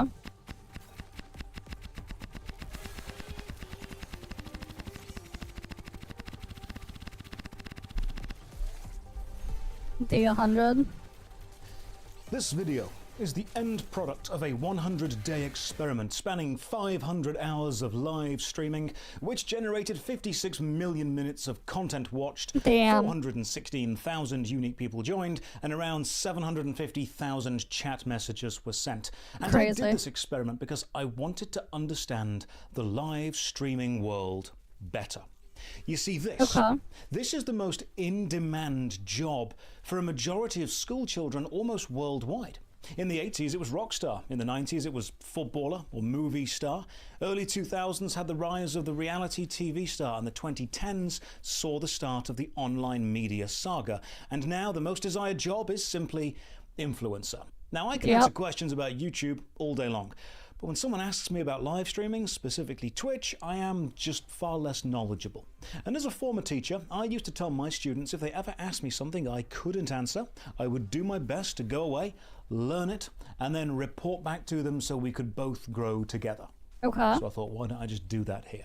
I decided I would finish whatever YouTube projects I was working on. That's an interesting way, though, to hold his mic. He put the mic in a mug. That's an interesting way, because he has one of the... one of those mics. And then I would spend the next 100 days focused entirely on live streaming, either doing it or researching it. I would chronicle the highs and lows of that 100-day journey, and this is that chronicle. I'll cover the mental side of streaming, the relationship with the audience and with other content creators, and the benefits and downsides of being a champion of a game or a cultural ideology. I'll look at why people watch streams at all, how this has changed me as an individual and as a content creator. If you're thinking about streaming full-time, I hope this video helps answer some questions you may have or prepare you British for the people, when they challenges you finish may their tea face. using their And bugs if you're not practically, thinking of yeah. doing that, I hope this is a whelming 90 minutes of background noise. So let's start at the very beginning. Grab a drink and put this on your second monitor or phone while you're doing other stuff. We're going to be here a while. As usual, a massive thank you to all the supporters on Patreon and everyone who subscribed on Twitch over the last 4 months. All 6,500 of you. More information on how you can support at the end. For now, let's begin. On the 2nd of February 2026, I uploaded the video Why Does This Keep Happening to my main YouTube channel, Josh Strife Hayes. My second channel, Josh Strife Plays, covers mostly single-player games with a lean toward classic RPGs. By all metrics, these are two very successful YouTube channels. All I needed to do is keep creating the content for both of them, giving the audience of each what they want, and everything would be fine. If it ain't broke, fix it till it is. So you'll notice there's an almost 3 to 4 month gap on both of these channels with no content. This video is why. I see modern content creation as broadly split between 3 main disciplines: fast-paced, short-form content served by sites like TikTok or Instagram, long-form scripted, edited content, which is usually found on YouTube, and live streaming with sites like Twitch, Kick, or Rumble. Each discipline serves different audiences. TikTok's short-form audience tend to be younger. Millennials love multi-hour-long video essays on games they'll never play. Live streams are split between both, depending on the vibe of the stream and the connection to either the game, the streamer, or the situation. Now, I'm not a short-form creator. I have no interest in making that type of content. I do long-form scripted and edited videos, but before doing YouTube full-time, I was a theatre actor, and before that, I was a drama teacher, and both these backgrounds could work well with live streaming, interaction, and improvisation. But as a creator, I'm aware that audience demands change, trends come and go, advertising revenue is volatile, and while I have no intention of stopping my work with either channel, no channel lasts forever. So, January 2026, New Year's resolution. I decided to dedicate 100 days, 3.5 months to full-time live streaming. I didn't tell anyone I was doing this because doing so would defeat the purpose. If people know there is an end point to an experiment... Did you send anything in? You gotta, like, post them in the Discord. But yeah. Because there's, like... That's the thing with doing AWS. We're just stuck AFK farming for most of the gameplay. They prepare for the end point, and they don't join. I needed genuine reactions. So welcome. I'm Josh Strife Hayes. I Twitch streamed full-time for 100 days. Was it worth it?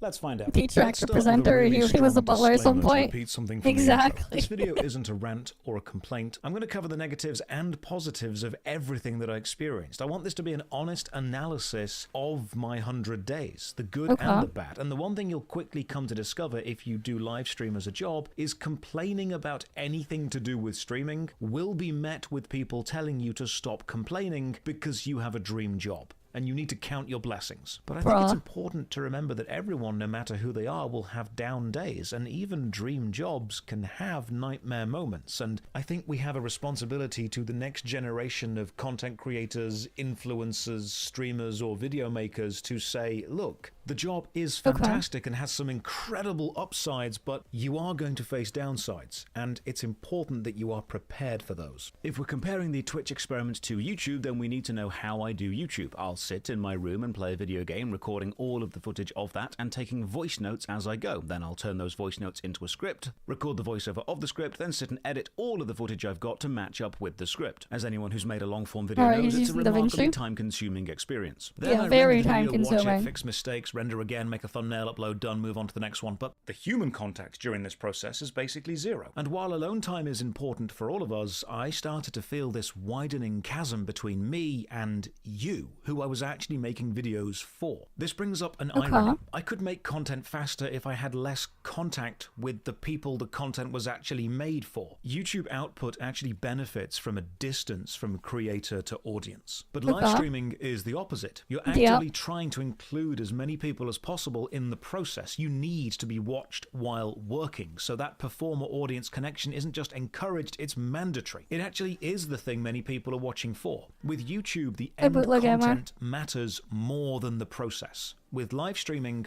the process is the content that matters. YouTube is film and TV, Twitch is live theatre. So in my mind, this 100-day experiment would not only gather data based on viewers, subscribers, watch times, sponsorship opportunities and all that jazz, but it would also allow me to reconnect with you. And one of the earliest things I learned was the YouTube audience and the Twitch audience are very different. AFK Let's start with two basic questions. Why do people watch YouTube and why do they watch Twitch? And in asking these, I realized the majority of people don't actually watch either of them. They listen to them while doing other things. There's an old saying when it comes to creating visual performance: show, don't tell.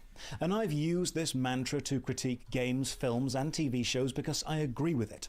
If you want a player or viewer to fear a character, don't tell them how scary they are. Show them doing something terrifying. Let the viewer understand the reality of your universe or game or story through witnessing an action in it. And letting them have a real reaction to it, not just telling them. I mean, that's how I do it too whenever I watch stuff in the background as well. Showing the not. But honestly, depending what I'm trying to do, sometimes I'd rather not have anything vocal be background noise, like if I'm trying to do fill out a bunch of stuff on a shader or do calcs and whatever on that stuff, I'd rather not have any. If I'm gonna have background noise in the background, I'll just have instrumental music or something like that playing and not have anything else, just in case while I'm putting inputting data, whatever, I don't want to accidentally end up thinking about something else and put in the wrong values and then screw everything up. But I'm doing that type of stuff. It just depends for me personally. Telling requires the audience to actually pay attention when they are shown.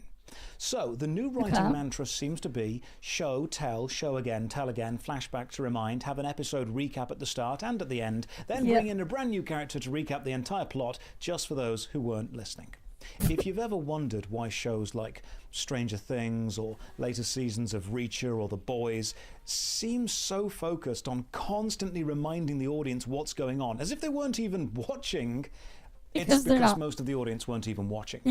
But how does this apply to streaming? Because Twitch isn't something solely focused on by most viewers, it ends up being used as more of a digital body doubling service, virtual parallel play. If you are playing a game, there's a nice sense of community to watch a stream of someone playing the same game. It'll make you laugh if they make the same mistakes that you do, and maybe you can share a tip or a trick you've discovered while playing. and you end up value writing the whatever live the streamer is connection saying. without feeling Exactly. constrained to actually focus on it. Very And few that's people are the thing watching you gotta be Twitch while careful doing with. nothing else. Twitch is background ambience. I'm willing to bet most of you aren't watching this video actively so much as listening to it while you do whatever else you're doing, or it's playing in the background. Sometimes content isn't there to be the only thing someone focuses on, it's there to fill in the gaps in their attention or entertainment. Like, again, like I've said it before, if I want to watch something and specifically focus on what I'm watching, I'm probably just gonna be watching it on my Steam Deck with my with my XR glasses plugged in. Right, for those of you who don't know, I'll just pull up a picture. These things, there's like a USB-C port in them. You can plug them into anything that has USB-C port display output. And it's like having a giant screen in front of you, kind of. And then I'll plug in my headphones. Like, I'll wear something like this, because I own a pair of one of these. Not the Vtuber Pro brand ones, but like, yeah. They are nice. I've also used them to, like, play games before, and they're actually, like, if you can find, like, a good price on them, if you don't mind playing at 1080p, it's probably the most immersive and best display you can get. Because, like, a lot of these as well, they're using OLED panels. And, like, a lot of them do have, like, pretty good, like, HDR support as well, because one of the things with OLEDs is, every pixel is self-emissive, there's no backlight. So, like, you know, you can have, like, a very accurate, like, just, like, the freaking, in terms of, like, the dynamic range on these. Because they're all just using micro OLED displays. But, like, some of those can get pretty pricey. But they are quite nice. Desires not served by whatever else they're doing. And as a streamer, you need to accept that part of your appeal to a large part of the audience is to be entertaining enough to have on in the background, but not so entertaining that they need to focus on you or miss vital information later. So when these 100 days were drawing to a close, I spoke about this experiment on stream, and that got clipped and added to the Josh Drive Sage channel. And of all the comments, I saw one sentiment repeated. People were happy that I was returning to... Hey, forget that streamers stream, only watch videos like this one. He's right, I can't take live streams, I don't like Twitch. I don't hop on to watch things live. Okay, remember the fans on YouTube, okay. Edited videos because they could not understand the appeal of a Twitch stream. So I decided to analyze that. Why do people watch live streams? After watching hundreds of streams while streaming myself, I think I found 6 key pillars of successful streaming. Now, most viewers will value aspects of all 6, and all streamers are doing multiple of these to a different degree, but broadly speaking, I think people watch streams for these 6 reasons, and they all have upsides and downsides based on the community that they can create.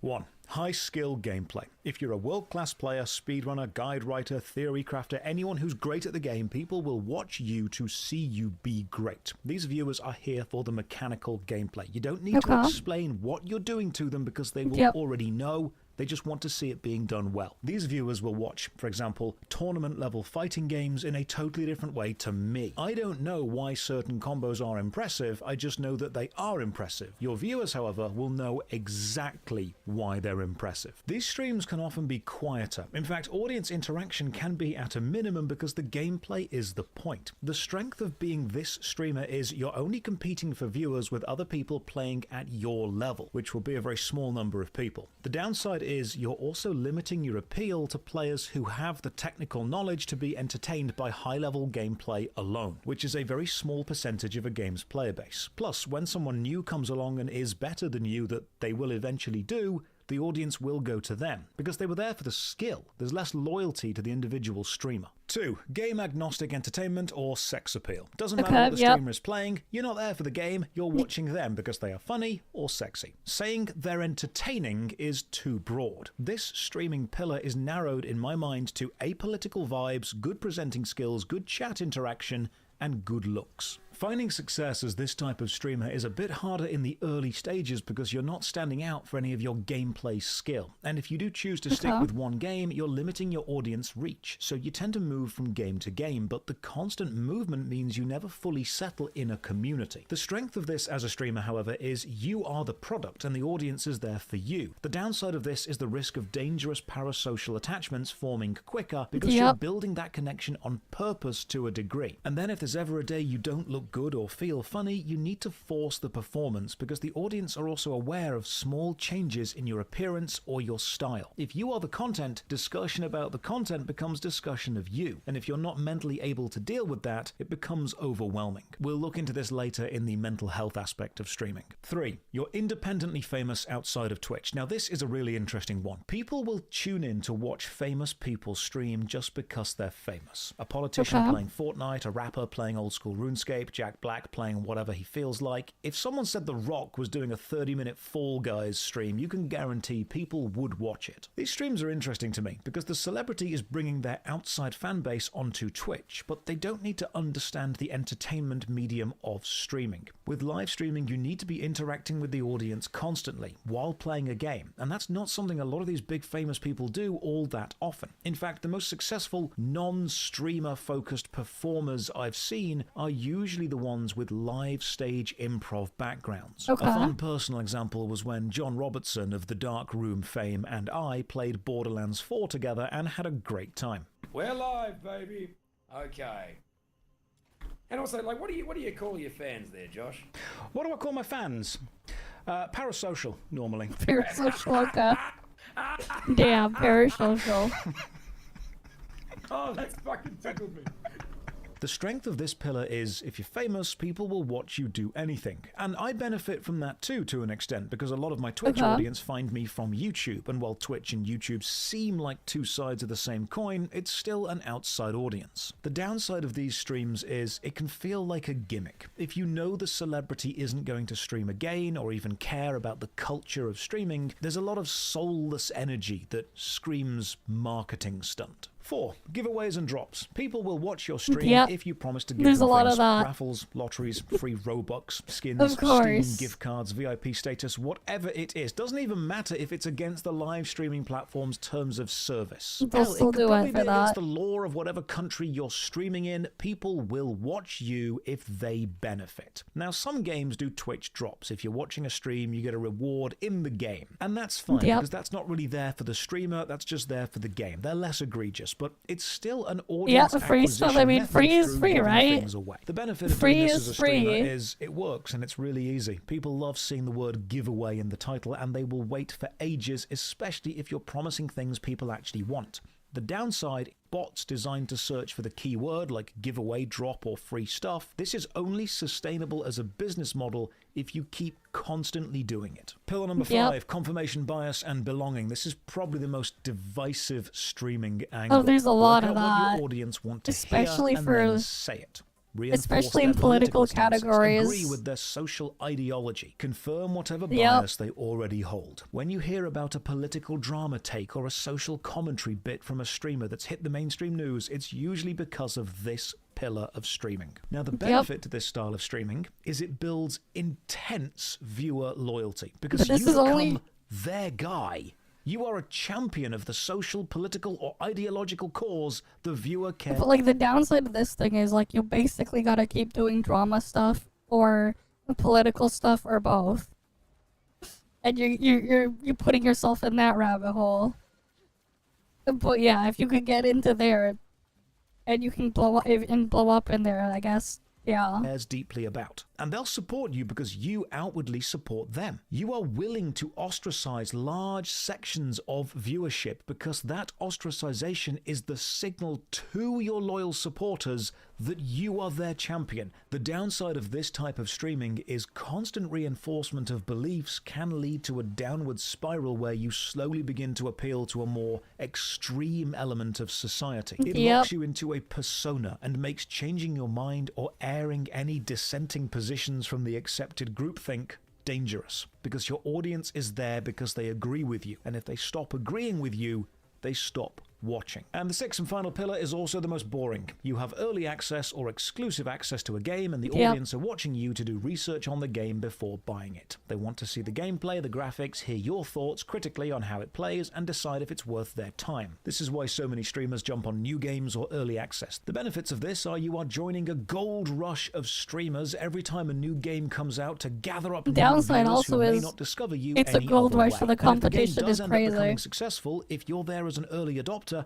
you can rise to fame along with it. We've seen lots of But streamers main one game when it's not popular, the game blows up, and then that shoots the streamer into superstardom, like Ninja with Fortnite. The downside is if the game isn't successful, any viewers gained from it may leave unless they enjoy the stream for other reasons, and any time spent trying to build a community in a game which ultimately dies is time that you could have spent building up a community in another more established game. So, good gameplay, funny chat and sex appeal, fame and fanbase, giveaways and drops, confirmation bias and validation, and new game interest. The 6 pillars of streaming, in my humble opinion. Now, the interesting thing is all of these pillars contribute to the ongoing community of the streamer, and the focus of each pillar affects the community that streamer will end up with.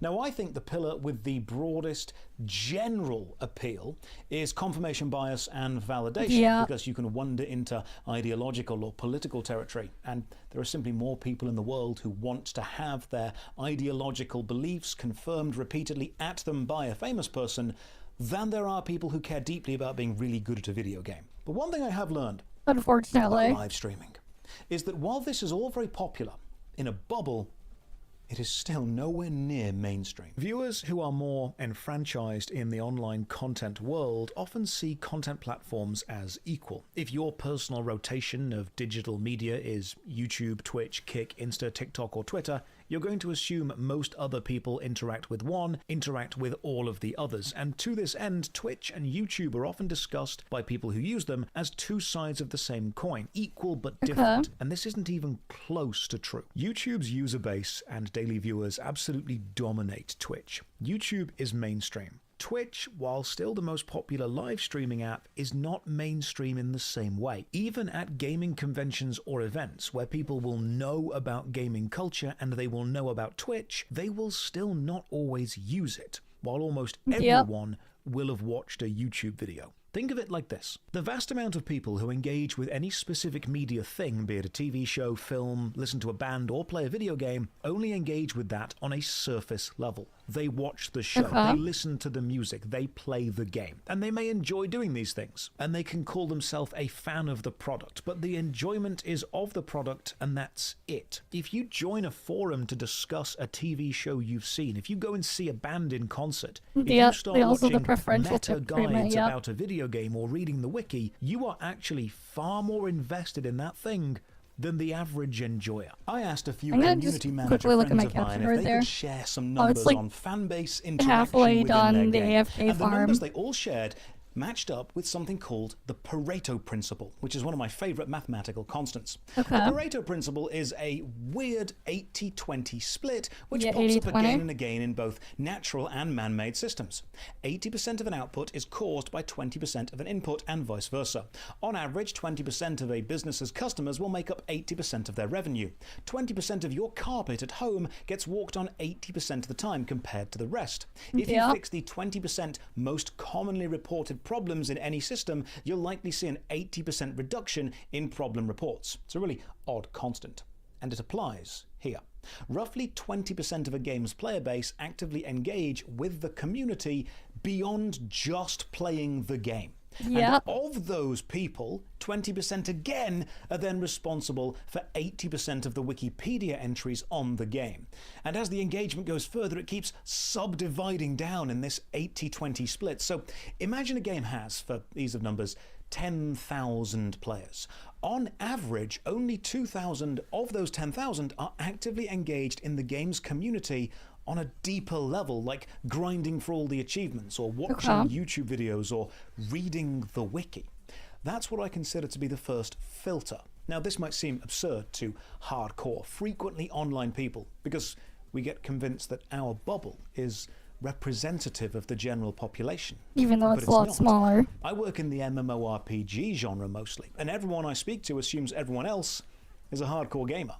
Looking up their rotations, min-maxing, reading guides, reading the patch notes. Because that's what there are streamers that never get perma-banned even though they break TOS. Yeah. But if you step back and take gaming as a whole, you'll be reminded the MMORPG genre is still an extremely small part. In fact, some people who play video games won't even know what the acronym MMORPG means. Then realize that Twitch is a niche viewing experience itself and you're stacking filters. It's a niche within a niche. So if we go back to the example of 10,000 total players reducing down to 2,000 enfranchised, understand that of those 2,000, a smaller percentage again, on average around 20%, will actively seek out live streams of a game. So around 400 people. Then consider those 400 people are going to be spread around the world and not all active at the same time or speak the same language, and your live stream only appeals to a small section of them. Filters within filters. But let's say somehow you manage to magically capture all 400 of those hypothetical people as viewers at the same time. You do not now have a balanced, varied cross-section of that game's player base watching you. You instead have 400 of the more dedicated, invested players, and both the streamer and the audience often forget this. So as a streamer, this brings a strange risk. You've already filtered your viewers and thus your daily interaction of a game's player base to the more enfranchised side. You can then begin to assume anything your viewers complain about are complaints shared by the player base as a whole, when they might not be. You can see situations, either YouTube videos or Twitch streams, saying, everyone hates this, players are leaving in droves, they've destroyed this build, they ruined the game. And because you are existing and working daily within that filtered bubble, the microcosm of invested players, those issues become the issues of the game, the only ones you think matter. But if you were to step back and zoom out and look at the original 10,000 players we started with, almost 80% of those players wouldn't even be aware anything had changed at all, because they're not reading the patch notes or playing the meta or watching videos. They just turn the console or PC on, play the game for a bit, and then turn it off and go and do other stuff. If you're watching IRL live streams and talking to other fans of those streamers, you may assume that everyone in the world knows who those streamers are and care about the drama they're involved in, when they just don't. The vast majority of people in the world don't even know who the most famous streamers are. More people watch YouTube than Twitch, and a huge amount of the world doesn't know who Mr. Beast is. So you're streaming and engaging with a rather limited audience already, which can give you a warped view of what is normal, but then geography limits it even more. Consider time zones. If you're not streaming when someone is awake, they're not going to watch you. The day of the week and the time of the day matter hugely. We can see that weekends get way more viewers on average, and this makes sense. People are off work and school, but then you need to get specific on which demographic you want and what that market want. I know it seems a little soulless and corporate to reduce viewers down to market demographics, but when it comes to geography and money, you kinda have to. If you're streaming when it's 5 PM in London, when people are home from school and just finishing office jobs in the UK, it's midday in New York. So you'll be getting a UK and mainland Europe viewer base, but lacking on the Americas. But why does that matter? I once had a marketing agency approach me to sponsor a video and then do a sponsored stream, and they told me that the budget for my involvement in their campaign was $30,000. That's how much I would get paid if my viewer base was 60% or more USA based. However, because my viewer base is not 60% or more US based, because I stream at normal UK times and so capture a more European audience, that budget for my involvement dropped from 30,000 to 5,000, because the product they wanted to push was hyper-focused on the US market. And after knowing that, I had to ask myself, do I need to change my schedule to appeal to a different demographic? Maybe. Now, I didn't end up going with the campaign, and I haven't ended up changing my schedule. I've kept my mainland Europe focus, but it was certainly an interesting thought, because as a content creator, your value to advertisers is not necessarily how you stream, it's who you give them access to as a demographic. I know that no one wants to look at the business side of this, because we all want to see it as friends hanging out and playing games, but if you're going to actually support yourself with streaming as a job and not just a hobby, you need to run your streams as a business, because they are. There are demographics which are simply more valuable to certain advertisers, and geographical location is one of the big ones. Viewers in Western countries usually have more disposable income, and the currency is usually stronger, or at least more stable. Then you can break it down by time zones where major cities have just left work. work. So as a streamer, part of your business plan is to be streaming when the market share you want, or you think advertisers will want access to, is watching, and thus they become your audience. Now, this is not saying that European or Asian demographics have less value, just different value to different companies. And paying sponsors, of course, know this. YouTube, however, doesn't really have this problem. If you put a video out, because the VOD can just go wherever. Watch it whenever it suits them. Now, as we know, clips of streams and entire unedited well, we're VODs AFK farming right now and doing it best, so appeal of Twitch if you do that. This means hours spent working on a YouTube video can retain their value for your audience globally whenever the audience is ready. But hours spent live streaming actually have increased value for people who are able to join live, and advertisers know this. So one of the common questions I got during the whole thing was, why don't you just do YouTube and Twitch both full-time at the same time? Now, there's a reason you normally don't see people doing 8-hour Twitch streams and putting out multi-hour long edited scripted videos, and it's because the time you'd spend doing one isn't really productive to the other. When I'm playing a game to review it for a YouTube video, I'm usually capturing the footage of that gameplay at a decent resolution and frame rate. I can't really do that while streaming, and my attention is entirely spent on analyzing and critiquing the game, so I can hopefully not miss anything important. When streaming, my screen has the game reduced in size, the live chat and the webcam overlay, and my attention is on the live audience. I'll talk about attention splitting in depth later because it's really important, but that brings up reaction content. Because the longer you spend on Twitch, the greater chance you'll come across it eventually. Yeah, reaction content, we're doing that right now. Full-time Twitch stream and put out scripted, researched, and edited high-quality videos. You can watch other people's videos, give your input live, then just re-upload the thing wholesale. But now, I don't do that. Content is a whole topic itself, and I'd recommend you watch Dark Viper AU's entire series breaking it down. I have a small appearance in the videos talking about the positives and negatives of this content, because I've benefited and suffered from it too. It's all in there. For now, let's get back to the 100 days Twitch streaming experiment. Both YouTube and Twitch, for all their differences, do reward consistency, and the audience want both quality and frequency, which can either mean making a video from scratch every few weeks to a month, or streaming for several hours on a given day. You can do one of these really well, or both of them worse. But now we move on to your place within the streaming landscape if you do start to see a level of success, and how the game you choose or the style you choose to stream in can end up consuming you. What the fuck is this desktop background? With you representing it, and then all the qualities that go with it get imbued into you, both good and bad. For example, let's say you choose to stream an unknown, brand new game. A viewer comes in and you are, for whatever reason, even if you didn't mean to be, rude or obnoxious to that viewer. You haven't just affected that viewer's view of you, but also now of the game. Because for the moment they were around, you were the representative of the game. You were the face of the player base. We're watching someone who streamed for 100 days. Now, equal and opposite, if you choose to stream a game which already has a reputation for political or sociological preferences because of the company that make it, then that gets imbued into you, and there will be viewers who believe you are, by way of streaming the game, endorsing the qualities of those who create it.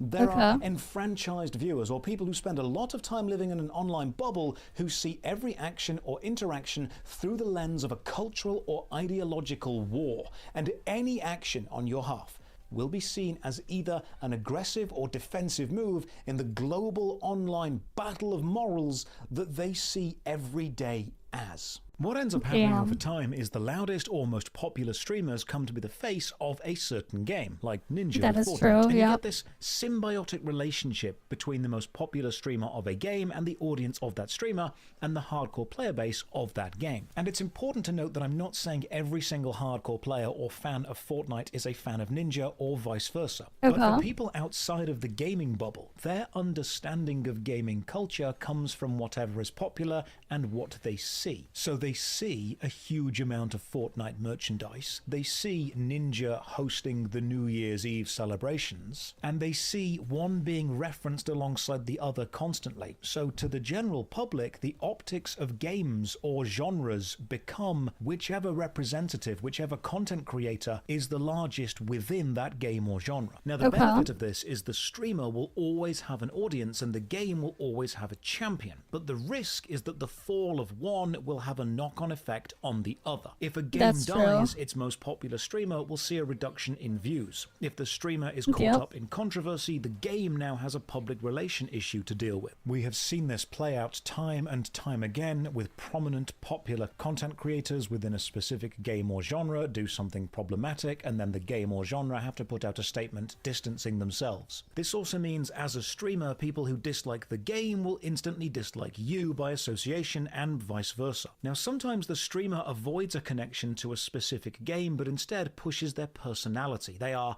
the loud obnoxious one or the calm chilled one, and their audience becomes people who like that vibe. The game just acts as a framework to weave their personality and stream into. These would be your variety streamers. The strength here is the ability to pivot games and never get locked to one which limits your viewer base. The weakness is you never become the champion of one game, so if a game does suddenly see a huge success, you don't get to ride that as easily to the top. Which means, broadly speaking, you either become a representative champion of a game or genre, gaining the benefits and risking the downsides, or you become a personality unto yourself and tie your success to your own content. Both can bring a lot of viewers, but even that has issues. The primary one being how success will morph your relationship to the audience that have brought you that success. One of the more almost Lovecraftian processes you'll see happen in streaming is how viewers become a monolith, and your relationship to them, performer to audience, audience to performer, Reminds you of Eternal Return. The English audience are now avoiding it for screwing over people of Hololive. You are both of those positions. The streamer is worshipped, but I did not know about that, needs but that's the crazy. audience, so they worship them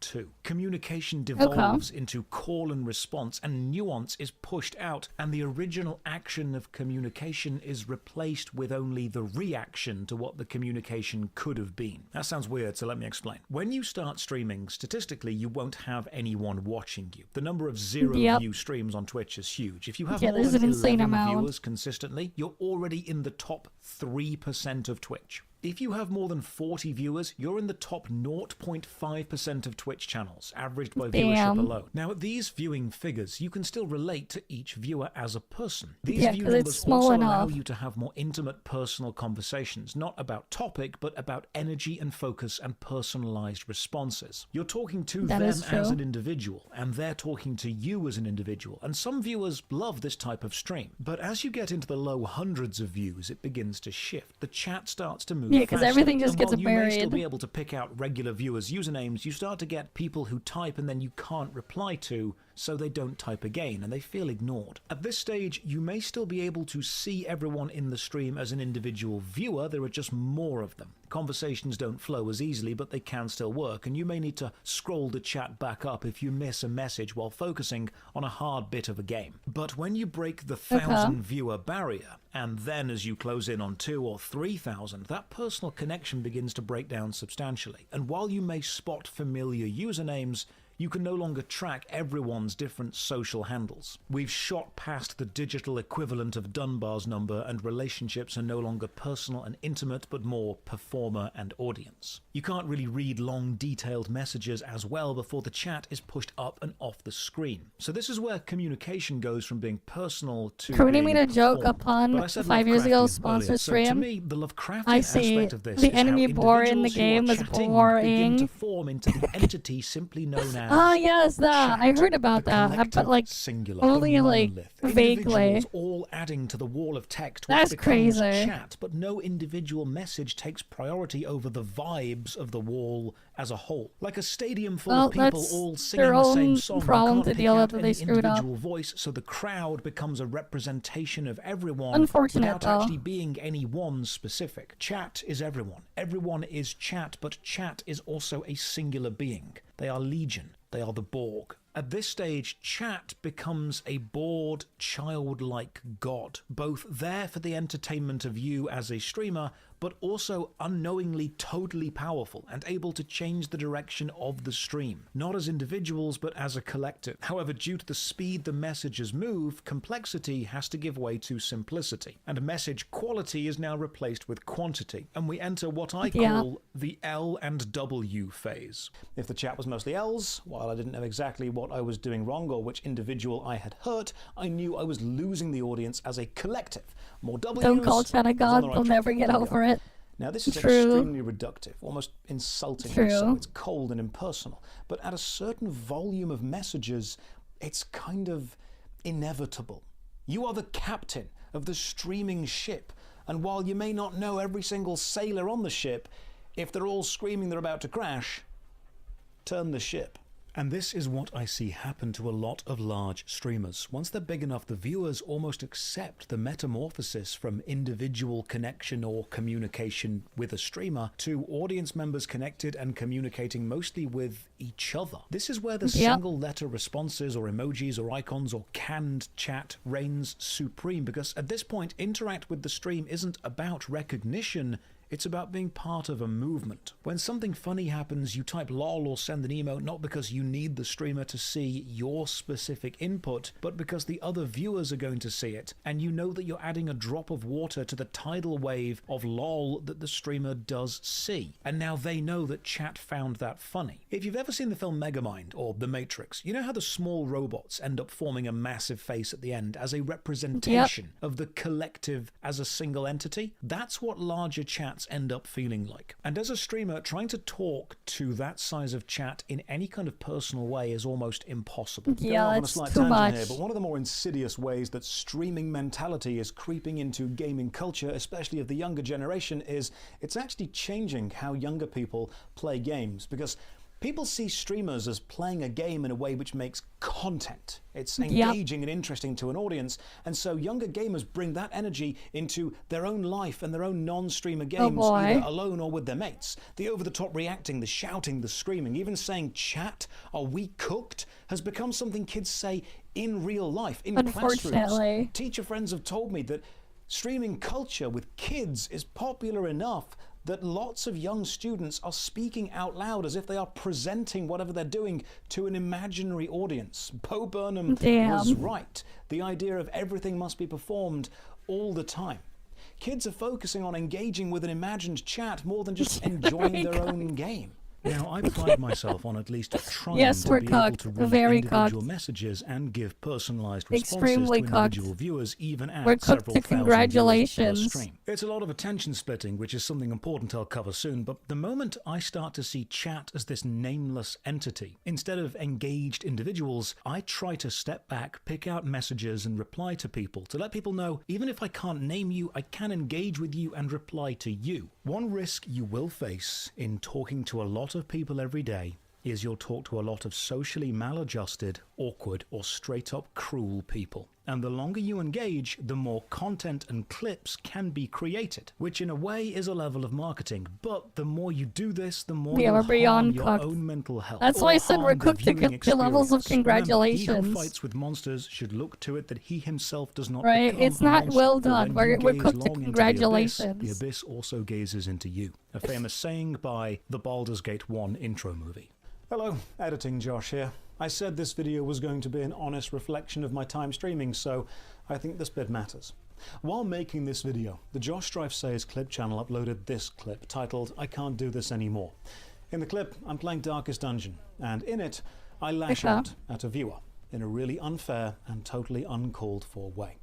Watching it back, I can see that my behavior was unacceptable. Frankly, I was a bit of a condescending dick. And I've left a pinned comment apologizing and taking full responsibility for that. Now, I wanted to add this bit not as an excuse, but as an honest reflection of my own hubris. This happened toward the end of the 100-day experiment. I've been spending so much time every day engaging with people who were either asking repetitive questions or messaging in bad faith or deliberately trying to just be negative that it was changing me. And I didn't realize how much that constant negativity had been affecting my overall demeanor. I never wanted to assume the worst about anyone who joined chat, even if they did join with a bad attitude or a confrontational tone. And maybe this is naive of me, but I would try to talk to people and offer some common ground, even if I could tell we were going to disagree. I mean, I tried to even if those chats were mentally and emotionally draining.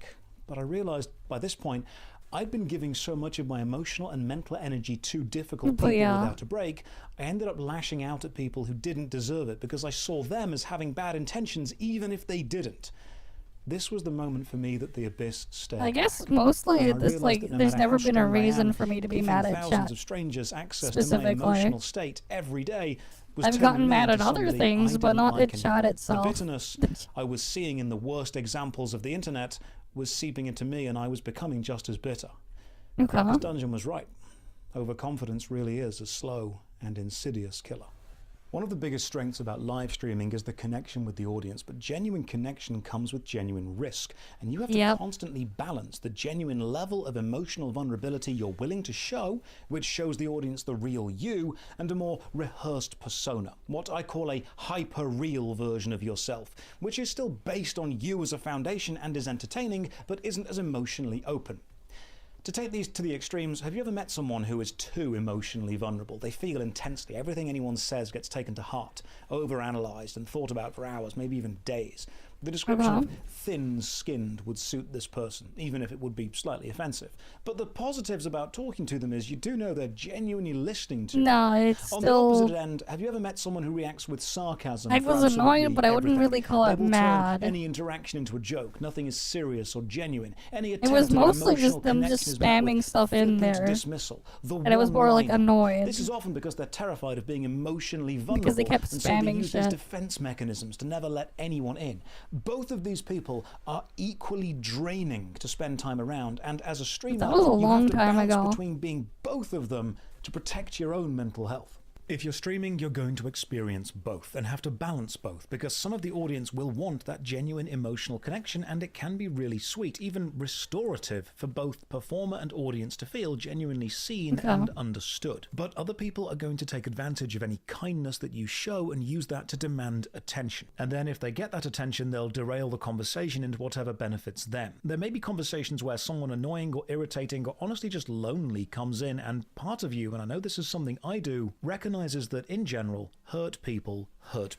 And I'm not a psychologist or a therapist. I'm not claiming to be. But if I show a little kindness and engage a bit with these people who are clearly struggling, maybe someone who joins the stream with limited amounts of bad intentions or in bad faith will actually see they don't need to be that way here. They can find somewhere comfortable to be. They can fit in here. But anytime you spend engaging with these people, even if you have the best intentions, could potentially be harmful to the rest of your audience. Remember how the disruptive kid or the bullies back in school got all the teachers' attention and ended up ruining the class while the well-behaved kids got nothing and felt neglected? It's the same situation here. You end up with a kind of mercy to the wolf is cruelty to the sheep thing going on. And as much as you might want to save someone from themselves and try and show kindness, you don't want to show empathy at the cost of everyone else's understanding. As a streamer, you want to be emotionally available so the audience can see that you're human too, but dealing with so many people means that you'll need to periodically close yourself off and reassess who you engage with and for how long, to both keep the energy of the stream and your own mental health in check, because interacting with that many people every day will change you, whether you want it to or not. My if you've cooking worked sucks. in retail, you've probably heard the phrase,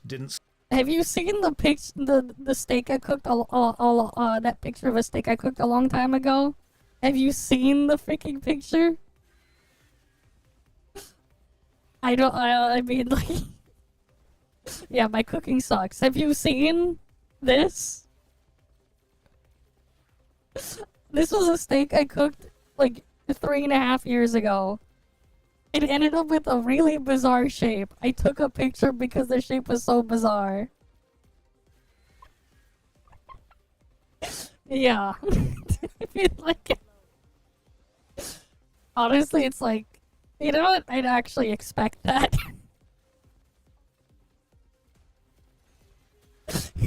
Look at the shape. Look at the shape, though. Honestly, if I had, like, a tube of mayo I could squirt, I could make it look even more sus. The pee-pee steak. But yeah. I mean, like, if you were to insult my cooking, I would probably just laugh it off. I'm like, yep. Scan, it must I do be suck at free. cooking. So many times that you cringed at me even saying it here. Or asking a customer, anything else I can get Yeah. you? And they reply, yeah, the winning lottery numbers. Or even, how about you? depending on how creepy the customer is. It's the same as cleaning and hearing someone say, "You missed a spot." Those interactions are nothing to the customer. They think they're being funny and forget them the moment they leave the shop. But to you, every instance is a tiny amount of psychic chip damage. Not enough to register as pain, but enough to slowly erode. Like a wave battering a rock face, or a stonebreaker striking the hammer. The damage is being done, but people only notice when the cliff crumbles or the stone splits. Not understanding it wasn't any individual strike of the hammer that split the stone, but the collective action of all of them. The same is true when a streamer crashes out, and believe me, crash out you will. The choice you make is, do you want to do it on stream or off stream? Do you have the mental resilience to know it's time to turn the camera off and take a moment, or do you want to do it on stream because you know it's going to become a good marketing bit for you? It's inevitable that you will interact with people whose entire goal is to upset you. Adults with the mentality of children, or worse, the active cruelty of unhappy people. And the common advice is, well, just ignore it. But that works about as well as telling a kid to ignore the school bully, because you have to have noticed the behavior or read the message to know that it's something that you shouldn't have noticed and shouldn't have read. And reading the message, even if you don't take the sentiments to heart, even if you know it's something that doesn't matter, will still add a small amount of negativity to your day. And over time, the more energy that you keep giving to negative things, the more bitter you become. And thinking that you are immune block to and this ignore is works the every fastest time. way to expose At yourself some point, to it's far just too that's much. what you gotta do. If you, as a viewer, leave a negative comment or send a negative message for whatever reason, maybe you were having a bad day, maybe you're just a bit unhappy, it doesn't even register as something that matters to you. You forget it instantly. It's a short scream into the void. But as a streamer, you're actually living and working inside the void that all the others are screaming into. And if you don't step away from it and mentally defragment every now and again, it will break you. This is why, despite many viewers asking me to stream my other hobbies, like building and painting Warhammer, or playing Magic the Gathering, or building and making cosplay, because they would love to watch me do it, or body double with me while they do it, I need those things to exist outside of content. Because it's always good to occasionally just do stuff, content, just separate, from things. You are human. You need downtime or you'll burn out. Exactly. This makes streaming, while again not the most difficult job in the world by far, rather mentally intense. You're acting as the teacher of a class full of anyone who wants to wander in and managing everyone's behavior. They say the community of a stream is an extension of the streamer. So if you let a few risque or offensive jokes slide at anyone's expense, while you're not saying you directly approve, you're actually showing approval by proxy of not stepping in and shutting the behavior down. The audience doesn't just see what you endorse, they see what you don't admonish. And just like the annoying kid in the school will hold a finger right next to you and say, "But I'm not actually technically touching you, so you can't get annoyed at me." You're not on TV, we're basically just street performers. And in doing so, it's just that the street performer is separated by being online from you. You get to show people what is in a acceptable different location. and how you want to be treated, and they will treat you based on what you allow. Remember the famous saying, any community that gets its laughs by pretending to be idiots will eventually become flooded by actual idiots who mistakenly think they're in good company? So let's expand on a strange aspect, the idea of the hyper-real, a persona instead of a person, because if you do become successful, you become a streamer with a capital S. No longer a verb to describe what you do, but a noun there's to always going to be describe toxic people. It doesn't matter what you do, you who you are, where you are. The platform is there will always be content, those and types any choice of people. you make which could become social or seen is on some level performative, because you are a brand. You are the product. You're not necessarily lying, but you're not being entirely yourself. I don't think it's the problem of just arguing online. I don't think arguments are a bad thing per se. The problem is there are some people that are actually trying to argue and debate to try to come to a conclusion and get an answer, and there are others who are just doing it for the sake of it and just trying to take your attention for negative reasons or for malicious reasons or something else like that. Right? I think the best thing to do is like pick and choose between whatever goes on if you will participate in an argument or not. But there are some that, you know, you can come to a conclusion with and you can have a good conversation, you can find some middle ground. And then there are others that, well, they're doing it for the sake of it, And generally speaking, the way, at least what I view things, if it's like coming from people that are like constantly trying to get involved or like pushing out stuff that are more drama focused, those are usually the kinds of people you probably want to avoid. For the most part, especially the ones that are just pumping that stuff out, especially because at a certain extent, they're basically just doing it just so they can farm it for content, or farm it for engagement and attention, rather than for the spirit of whatever they're trying to argue for or against. They don't want to come to a conclusion, they just want to milk it for what it's worth, whether or not they're right or wrong. And you have that kind of issue too. It's kind of a double-edged sword, because honestly, to some extent, depending on who you're arguing with, you could come to an understanding and you could learn something potentially. And that's not always a bad thing. But, you know, then there are others where, yeah, that's not gonna happen. So it's like, you just gotta be careful there too. I don't think it's always correct to just avoid it entirely. But again, it's like, you gotta be careful with who you're dealing with there. Self either. Take me. A few years ago, I started wearing white shirts and waistcoats on stream and in videos. They were comfortable, easy to find, it's not a complex style, but it became recognizable and it morphed into a uniform, as Morrowind kept reminding me. Right, Where's your uniform? Oh, that's gonna get real old real quick. Then I started holding my microphone by putting it in a mug to reference all those video essayists who hold it in strange ways. I even got featured in a video literally about why YouTubers hold microphones weird. This had two consequences. First, I could benefit from it. White shirt, waistcoat, and mugraphone. It became my thing. It became so recognizable within the community that YouTubers reached out to me and made me into a limited time plushie, wearing a white shirt and a waistcoat holding a mug. This wouldn't have happened unless I had a recognizable uniform. But the downside is you can't really change. And some of the latest streams I went with a quarter zip jumper or a Henley style shirt, and the messages were, why are you not dressed in a white shirt and a waistcoat? People saw me wearing different clothes, and the mental model they have of me, the persona they expected, was different to what they got, and their first response was to question it. Because people have an idea of what you are, and if you don't match up to that, they have to know why. Then you've got your social media attached. Twitter, Insta, TikTok. These become extensions of the stream persona. You're not using them as a social media as much anymore, but advertising media, marketing media. The point of these becomes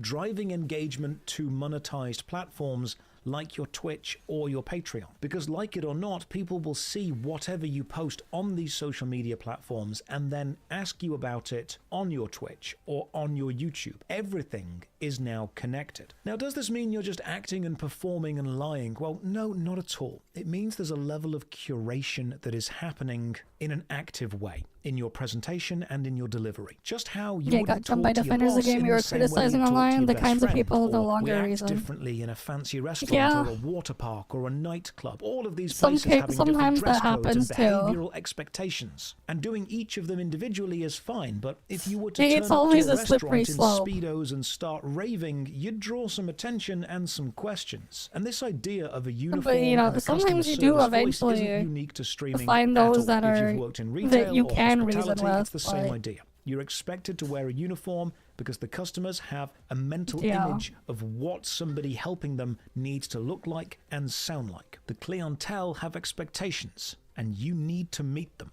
Streaming becomes the same. You curate this digital space where you belong, then you place yourself in it as the nucleus that the audience and community is built around. And the audience you get value consistency, and marketing values recognizable motifs and brand loyalty. In entertainment, the audience say they want brand new experiences, but studies have shown this just isn't true. Sequels and reboots do way better than original stories in general. So what I believe is the audience wants something called familiar novelty, which is something they've never seen before that they instantly understand. The excitement of the new with the comfort of the known. And your persona and looks become the known as your streams become the new. Okay. This also creates a bit of an odd problem, which sounds incredibly arrogant until you've had to experience it yourself. As you succeed, more and more people will want to be your friend or hang out with you. People will message you and say, hey, if you're ever in this area, I'll buy you a drink, we'll have a chat.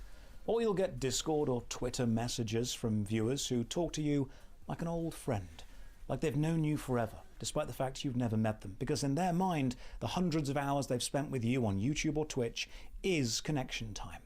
Now, this is orders of magnitude worse for female creators, but what it ends in is true. People want to be friends with the persona that you present, not the person you are. People don't know you. They know the version of you that entertains them. And whenever I'm at a convention or a gaming event, there's a level of energy I'm reserving to make sure I'm performing the character of Josh Strife Hayes as opposed to just being naturally me in any scenario. And if you've ever met me, you might be thinking, does that mean that I was lying to you? Think about it like this. Not if I meet necessarily. 100 people and one of those interactions is negative, that's just a 1% negativity rate for me. I can live with that. But to that one person, that was the only thing they know of me. That was their entire interaction. That becomes their story. That becomes their memory. That becomes the Reddit post of I met Josh Strife Hayes and he was a dick. So if you meet lots of people, which you will do if you find success, you have to understand those people are coming to you with expectations. And if people have expectations, you've only got 3 possible things you can do. Exceed them, which is difficult to do, match them, which you bloody hope you do, or disappoint them, which you hope you never do. Now, to people who don't have a lot of friends, this may sound great, a way to connect to lots of people very quickly, but remember there's a difference between showing a base level of civility and social grace towards someone and actual deep friendship with them. And people who aren't very socially adept often confuse someone being friendly with someone being their friend. And unfortunately, the online space features a larger percentage of socially awkward people. Right, there's also a difference too between being polite and being nice. Which, there's a lot of stereotypes on various different things, and people don't know the difference as well. Than the general public, people who will latch onto any level of friendliness shown to them a little bit too strongly. And from a streamer point of view, you then have no idea who is a genuine safe person to allow into your life. I've known people get close to creators just to film or record them in private in the hopes they do something awful so they've got blackmail leverage. Or people who value the prestige of having a famous friend because it brings clout to them, instead of actually caring about the connection with that person. So if you stream and become successful, like any level of entertainment, people will suddenly like you, but you won't truly know if they like the persona that you're presenting, or the prestige of the connection, or the potential for personal gain that you now bring them. Because you as a streamer are presenting a persona as a product. And that is what most people who don't understand the job see as real 100% of the time. Remember, there Your are coworkers people in the who past were genuinely toxic, didn't matter what dislike the side of actor you you Jack show. Gleeson They'll because of his find a way. portrayal of That's not a Joffrey good... on Game of Thrones. Now, That's it not a was an good excellent situation to acting be in. performance, but people do struggle to separate the acting performance At least from they're in the actor past. They're themselves. not And with they're not live who you're streaming, dealing with while it on a again, regular you are basis not anymore. lying, you do not know which audience members are never a able to good separate environment to you be as in. an actual real human being from you as the persona they have built up of you in their mind. Now, one of the most common ways to reduce the mental load of streaming is to co-stream or duo stream. Have a friend on your own stream. Do it Play with games someone with else friends, too, have them on voice chat. Twitch even has a collaborate feature where you can share live stream chats. And this is something I see newer streamers fall back on a lot without realizing that Twitch is a performance, and bringing someone else onto your performance is risky. Much like bringing an untrained actor onto an improv theater show, you don't know the quality that you're now adding. There are a lot of small streams which are just a group of mates playing together. And that's fun to do, but it's not always fun to watch, especially if you as an audience member aren't part of the friendship group. You're dealing with different microphone qualities, different senses of humor, different volumes, sometimes very little chemistry between the players as performers, and as a viewer, if you ever watched your favorite streamer try to collaborate with other streamers and the vibes just don't match, you don't know who's going to talk when, they don't play the same way, you know how much that can kill the energy of a stream. As fun as it can be to watch a large number of successful streamers play a game together, it can often descend into noisy chaos. And while some viewers love noisy chaos, when are they gonna add auto repeat everyone. So as a Best? streamer, pick your co-hosts or duo streams very carefully. When the energy matches, like when I did a duo Borderlands stream with the comedian John Robertson, it could be an absolute treat. Or when the Albion Online streams had Nomad Poncho on voice chat helping me out. But these chemistries are rare. So if you're finding success in streaming and your mate who loves Among Us keeps saying, dude, we should play and stream us on voice chat together, it'd be so funny, consider if that's what your audience actually want, because it might not be funny for them. One aspect people often overlook are the physical health effects of sitting and playing video games for a long time, and anyone that works in an office already knows this. You're spending hours, often daily, often for months at a time, staring at a screen that's very close to you, with stage lights shining in your eyes. For the first few weeks of doing this, I kept getting headaches, which progressed into migraines, and eventually I started getting rings of blurred vision in my eyes, which grew over time, and I couldn't read the text on the screen. And I realized it was from a ring light physically burning into my eyes, which is why I started streaming with sunglasses on. I had to go to an optician to check that I was okay. Thankfully, I was.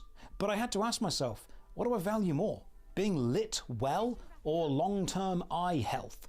Now, gaming chairs are popular. Hell, I've got one. It's a Warhammer one. It's cool, but it's not the kind of chair specifically designed for maximum comfort over a long period of time. You'll find this with a lot of the gaming or content creation aesthetic. What looks cool doesn't always serve the most practical purpose. Streaming then means you're inside, away from sunlight, not being super mobile, and often not drinking enough water. Now, these aren't new No, that's not a problem for me. I'm always who's worked in drinking an a office bunch of knows water. the detriments of a sedentary lifestyle. But one of the health factors streamers overlook often is nutrition, because gaming or geek culture glorifies certain unhealthy foods. So if you're streaming, you're embedded in streaming culture, and that glorifies chocolates, sweets, and snacks. Sam Wilder has a great video where he just eats content creator promoted food. Well, it's I don't pretty interesting. really eat while streaming, so use code Josh for 10%. For the most part. In fact, that's a great segue to talk about money. So let's talk about money. One of the most common comments I kept seeing was bros switched from YouTube to Twitch because it is easier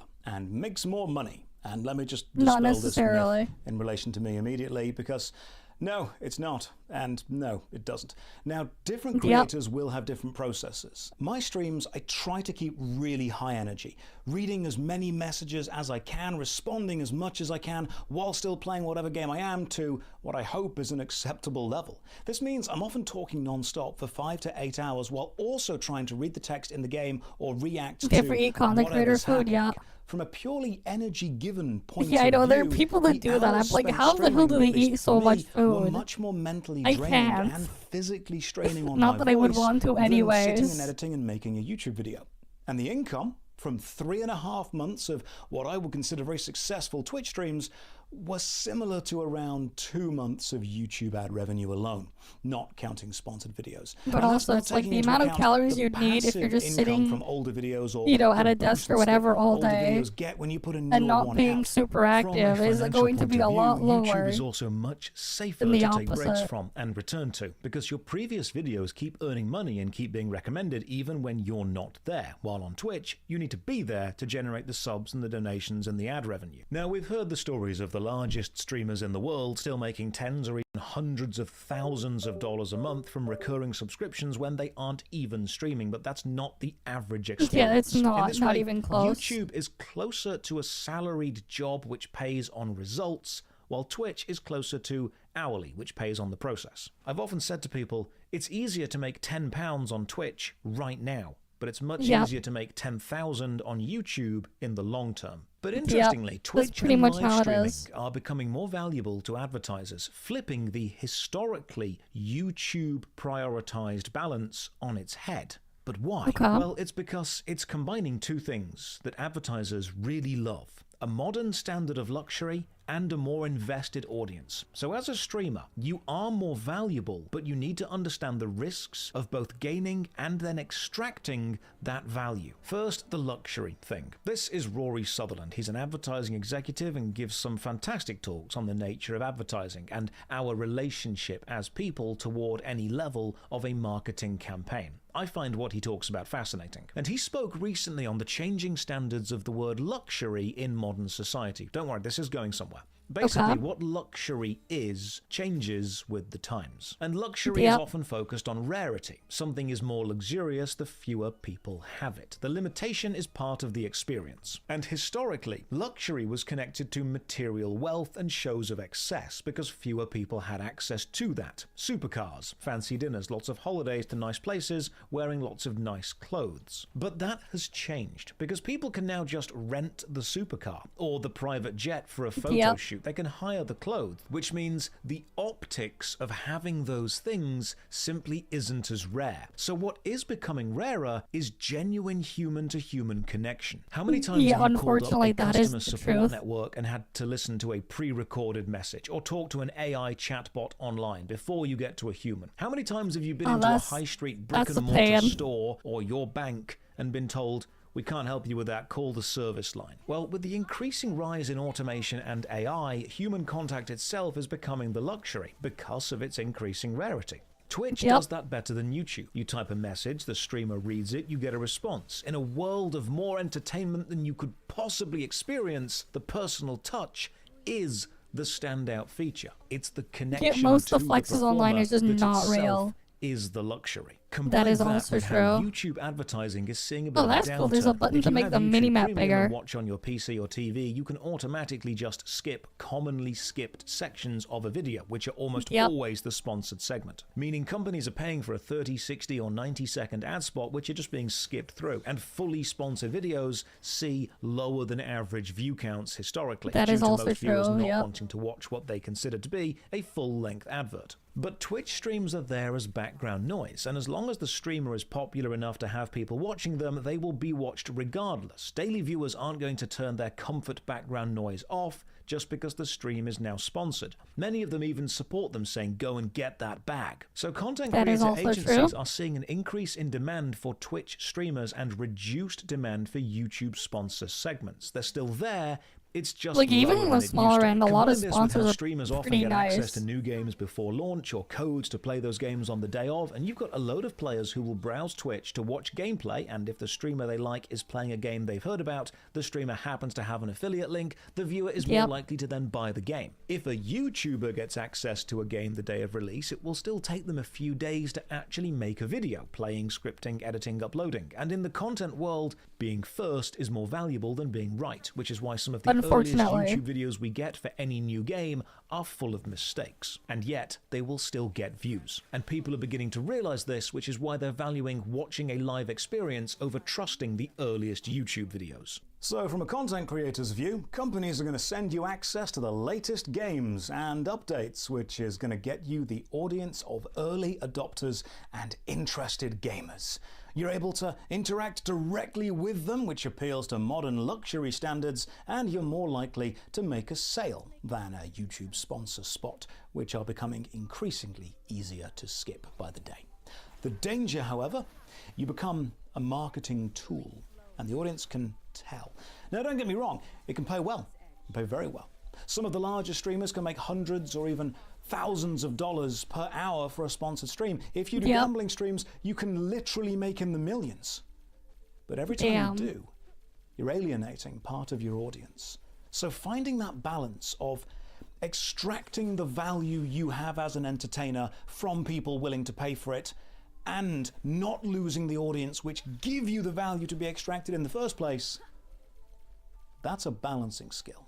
Audience trust is a currency. Consider it in terms of MMO mechanics, generating a resource and then spending it on a big attack. Doing the thing which gains the audience trust, like being critical of games and showing your success and failures in a human way, is the builder. And the higher the trust, the more valuable you are as a marketing asset to any big company. And then taking the highly paying sponsorship to push a product to your audience is the spender. You just need to understand that every time you cash in your audience trust, make sure the payday is worth it, because it's going to get harder to regain that trust every time. And any sponsorships you take may stay in viral clips forever. And if you take too many sponsorships, you risk being seen, and I've seen this happen to both YouTubers and Twitch streamers over the years, as a content creator who only makes things when they are paid to make them, as opposed to making things that they genuinely care about, which means you will lose all your audience trust over the long term. Now, one thing that Twitch sucks at is archiving your work. It holds the complete stream VOD for about 3 months, but that's not exactly user-friendly to browse through a streamer's back Only for some people you get 3 months. Most people last a bit longer, but again, less than that. It's not a user-friendly experience to click through a streamer's clips. That's why all of my complete stream VODs have been archived on the Josh Strife Replays YouTube channel. Now, many of you tell me that you want to catch up on the Twitch VODs, but it's easier to do this through the YouTube channel. The Josh Strife Says Clip channel is another example of how short-form content of live streams are best delivered to a wider audience through a non-live stream focused service. And that wider audience reach that these clips have generated matters, because a lot of what happens on stream is an in-joke and it needs context, and these clips allow people to get that context without sitting through a 7-hour stream. But if you are there for the 7-hour stream, one of the most amazing things you can see is the birth of an in-joke, which sometimes spreads beyond the stream itself and becomes a meme. Take one example of The Loop. The Loop became one of the most popular in-jokes, and it went like this. This stream is basically a 30-minute loop. If you keep watching, you'll hear me tell the same stories and make the same jokes or same references and same mistakes again and again and again. Like that time I got tongue-tied and said "choculent Chinese meal" by mistake. Or instead of saying "tank stance," I said "tank stance." Hang on, now I'm trying to do it. I can't do it. I got it wrong. It was stank tance. That was the one. Thank you. I started my World of Warcraft Classic journey as a warlock, and as a joke I added the water breathing ability to my hotbar multiple times. Then I tried a new class and people kept asking, "Where's the warlock?" So I joked, "Oh, they drowned," in a reference to the water breathing spell. And that became the answer anytime anyone asked what happened to anything. And as we know, new viewers have the habit of asking the same question again and again and again, so the answer just kept being, to any question, no matter the context, "Oh, they drowned." These moments, like asking if ghosts are wet, or the load-bearing sock on the microphone, or the human jawtopede, not only become YouTube clips, they also become fan art. And if you realize the dumb jokes that you're making with your chat are becoming the culture and lore of both of you and the viewers and the stream as a whole, you're creating the ancient magics that others will quote at you in the future. And there is a beauty to being involved in that process. You see, those silly jokes and sayings you and your mates have, those "you had to be there" moments that you keep laughing about, or those jokes that need like 5 layers of reference understanding to even begin to make sense. Streams have those moments every day, and they are incredible at building up audience trust. They also cement the regular viewers as the keepers of the sacred knowledge, because they understand it's a digital shibboleth which rewards those who are involved with deep comedy that you just won't get from a surface level joke. Now, those bonds are what help keep a community together, and you might be thinking, what the hell is a human jawtopede? But don't worry, it drowned. And as funny as the loop was to hear 6 or 7 times an hour, it does highlight a really interesting limitation of live streaming. People watch streamers who tell stories, and a lot of interesting stories come from life experience. If you think back to school, you'll probably remember some of the most interesting and engaging teachers that you had just had more life experience outside of the classroom than some of the newer teachers. And they can draw on that real life experience to engage the class in the lessons they're teaching. I find any entertainer, streamers specifically, are the same. Those who come into streaming after having lived interesting lives can bring those lives as stories into the stream. They say write what you know, and as I kept streaming, what I knew became more and more about the game, or the community of the game, or the viewers in the chat.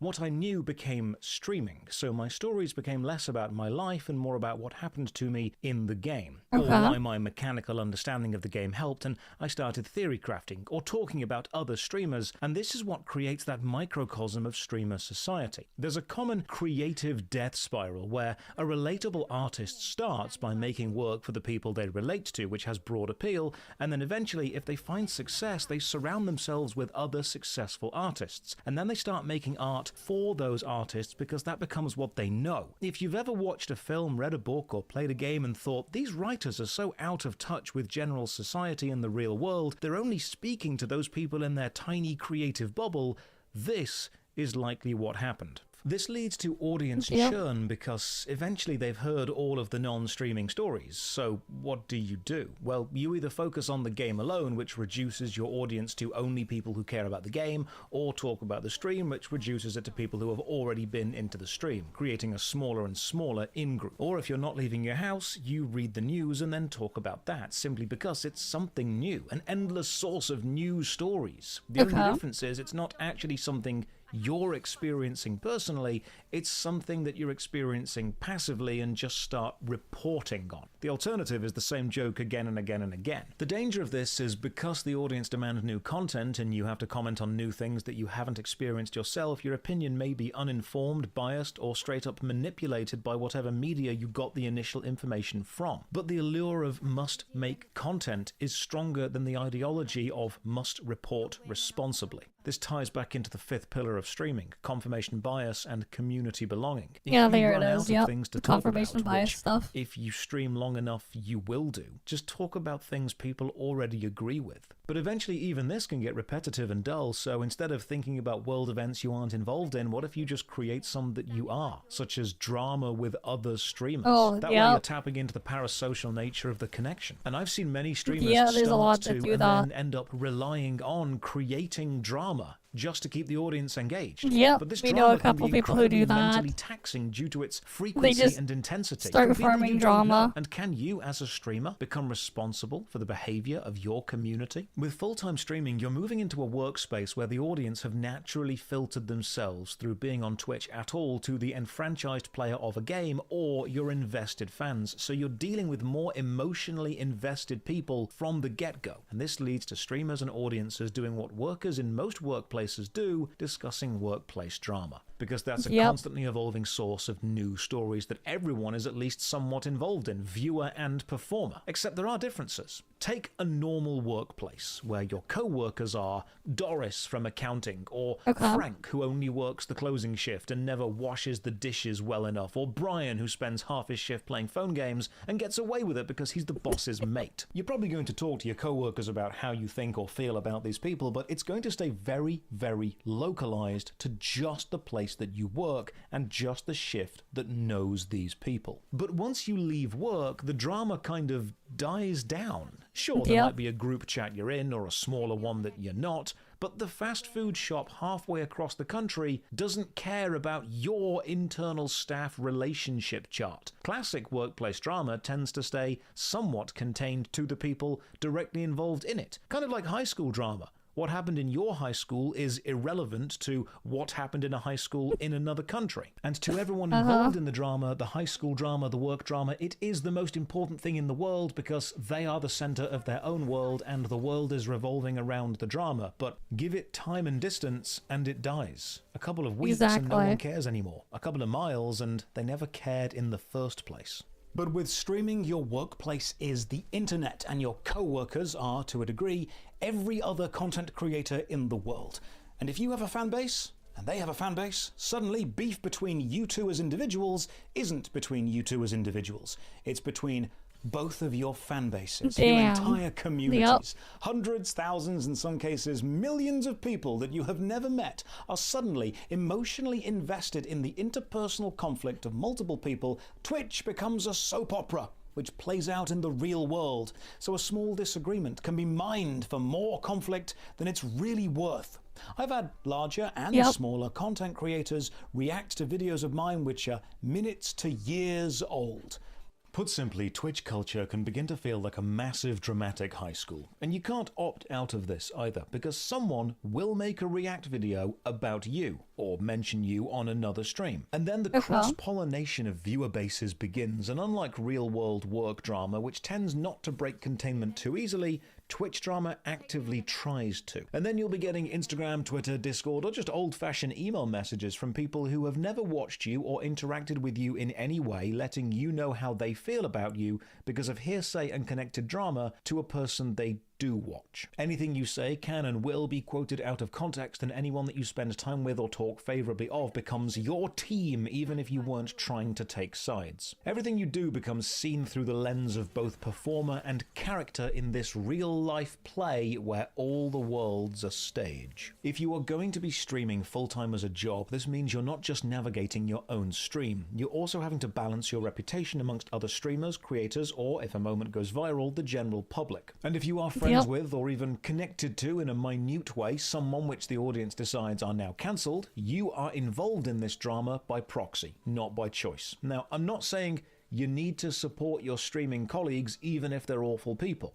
You absolutely don't. I'm saying that you need to be aware that streaming brings workplace drama, office politics, and high school cliques into your everyday life. Your colleagues, your customers are global. And unfortunately, how do I put this nicely? You're going to be sharing a huge part of your life with socially maladjusted and emotionally invested people that see your life as a show they are now involving themselves with for fun, with a zeal for drama you cannot escape. You will become known for what goes viral, not necessarily what you do the most, because like a headline matters more than the article to most people who don't have time to read but still want to get emotionally invested in stuff, the quick and easy clip is viewed and shared more. If you have a good positive stream with 8 hours of laughs, good banter with the chat, game progress, some subscriptions, maybe a donation or two, and it ends on a positive note, that won't get clipped. It's too long. Too many positive moments don't give the audience anything to get riled up over. Positivity doesn't sell or grab or hold attention. Instead, it's the arguments with chatters, the mistakes, the emotional moments. They will get clipped because they will get watched more. Humans react to negativity far stronger than positivity, and that will become the persona that others know you as. The mental image of who you are gets built up from the most extreme things of what you do because they are the things that travel around the internet faster. I think overall the vast majority of stream time that I put out is relatively positive, but it's the negative bits which do well on YouTube, and people then comment saying every clip they see of me is negative. Therefore, I must be like that all the time, while most people in the stream are just asking if ghosts are wet and laughing at the silly Lalafels in silly little tanks. Unfortunately, streamers do know this, and discoverability, or being found if you're a new streamer, on Twitch is terrible. So having a clip go viral on YouTube or Instagram is probably the best advert you could ever have. Even if it brings hate watchers, they're still watching. This is why so many big streamers are happy to say controversial things, or get into drama, to argue, to be overly negative, to be extreme or reactionary, because those are the moments which will get shared. They will galvanize whichever side empathizes with them the thing with drama, most of the time, most people don't care about the truth. They only care about the drama. Some people are so focused on misunderstanding the drama. Doesn't matter why the audience is there. Pretty much. They can be watching genuinely or ironically. They can be watching with love or hate. Their reason for being there is irrelevant. Only that they are. Now on Twitch, that's eyeballs on stream and people writing comments. It's a numbers game to some extent, and a viral clip is a golden ticket. I've had a lot of friends say to me, oh, they really want to get into streaming, but they just want to be like chilled out and relaxed and never get into drama, really down to earth. And while I love the sentiment of wanting to do that, I'm sure there's probably an audience out there somewhere, you're then specifically streaming in a way which is designed to never create those emotional viral moments. And so you end up robbing yourself of a major marketing tool. It's a bit of a paradox that the audience say that they want something that's not dramatic, and then whenever they're given that, leave to go and watch stuff that is dramatic. When you stream, you are trying to entertain. And in the world of entertainment, the only thing worse than being talked about is not being talked about. So you can just focus on the game and ignore the drama, but even then your experience of a game is very different once you click Go Live. Let's touch on one of the most fundamental things. That is Playing true. a game for fun on your own is different to streaming a game for content. One It is is for very you, the different. other is for the audience. Now that's not me saying you can't have fun while streaming. Hopefully you I mean, you absolutely will. still The can, audience yeah. can definitely tell, but you'll be having a different type of fun. Exactly. A different experience of the game. And I find this change in experience comes from 3 major things. Attention splitting, audience interaction within the game, and audience interaction outside of the game. Exactly, that is those often 3 things about the there. game. So let's break those down.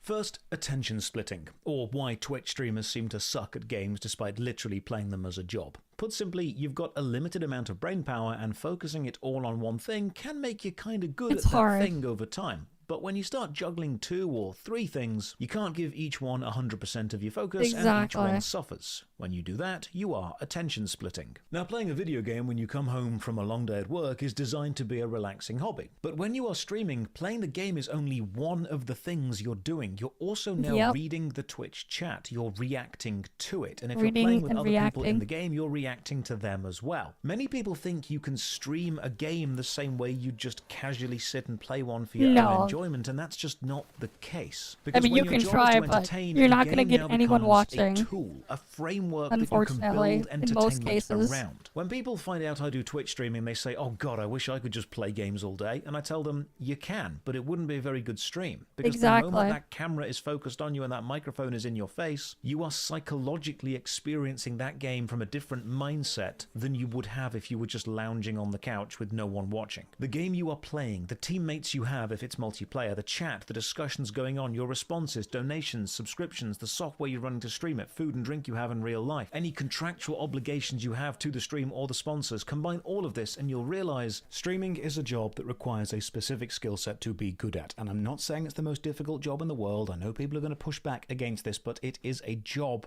nonetheless. And this means people will message you, I guarantee it, complaining that your gameplay isn't good enough because it's not your only focus, or your chat interaction isn't fast enough because it's not your only focus, or your teammates are getting annoyed because you're not focusing on them because they're not your only focus. And the truth is, all of these things do matter and they're all urgent, and you have to make the equation balance. Attention splitting will mean you might miss important aspects of game design, like walking past an obvious item because you're reading the chat to thank some donators. Or you'll miss a big donation in chat because you're focusing entirely on the game and make people feel bad because they've given money and you've not thanked them. If you're attention splitting enough, you don't actually form memories the same way. Have you ever been doing 4 or 5 things at the same time throughout the day, and at the end of the day, you actually can't really remember any specific thing you did? Well, that happens with games. I played Oblivion for the first time ever on stream several years ago. The whole adventure streamed.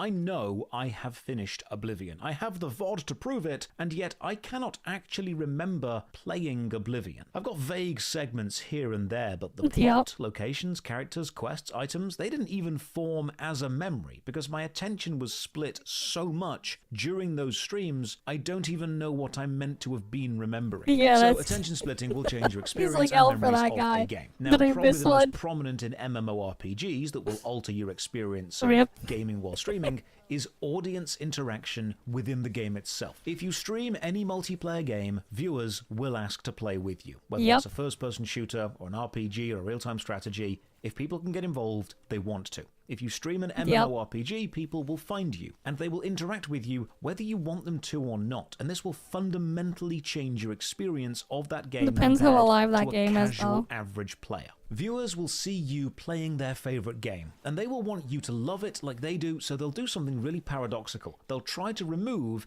any hardship. Now, it's important to understand that overcoming adversity and challenge is a core human experience, and good game design is about challenge and friction. As the creator TheoryOS said, friction between the player and the game is a balance. Too much and nothing moves. Too little and nothing sticks. Long-time players had to overcome the friction of grinding for items, or grinding killing other players, or learning the mechanics, or killing bosses, maybe struggling to find groups, maybe getting lost within the game, and all those hardships become your memories. They are the friction that you overcome, and while they may have sucked in the moment, overcoming them was what created and cemented your connection to the game. When people watch you stream a game, they don't consider hardship or friction as something to be overcome. They worry it will be a quit moment for the streamer, and so they overcome it for you without realizing they're actually removing the design which made them fall in love with the game in the first place. Imagine, for example, that you really love Dark Souls and you watch your friend play Dark Souls for the first time, and instead of letting them struggle and die on the first boss, you just take the controller off them,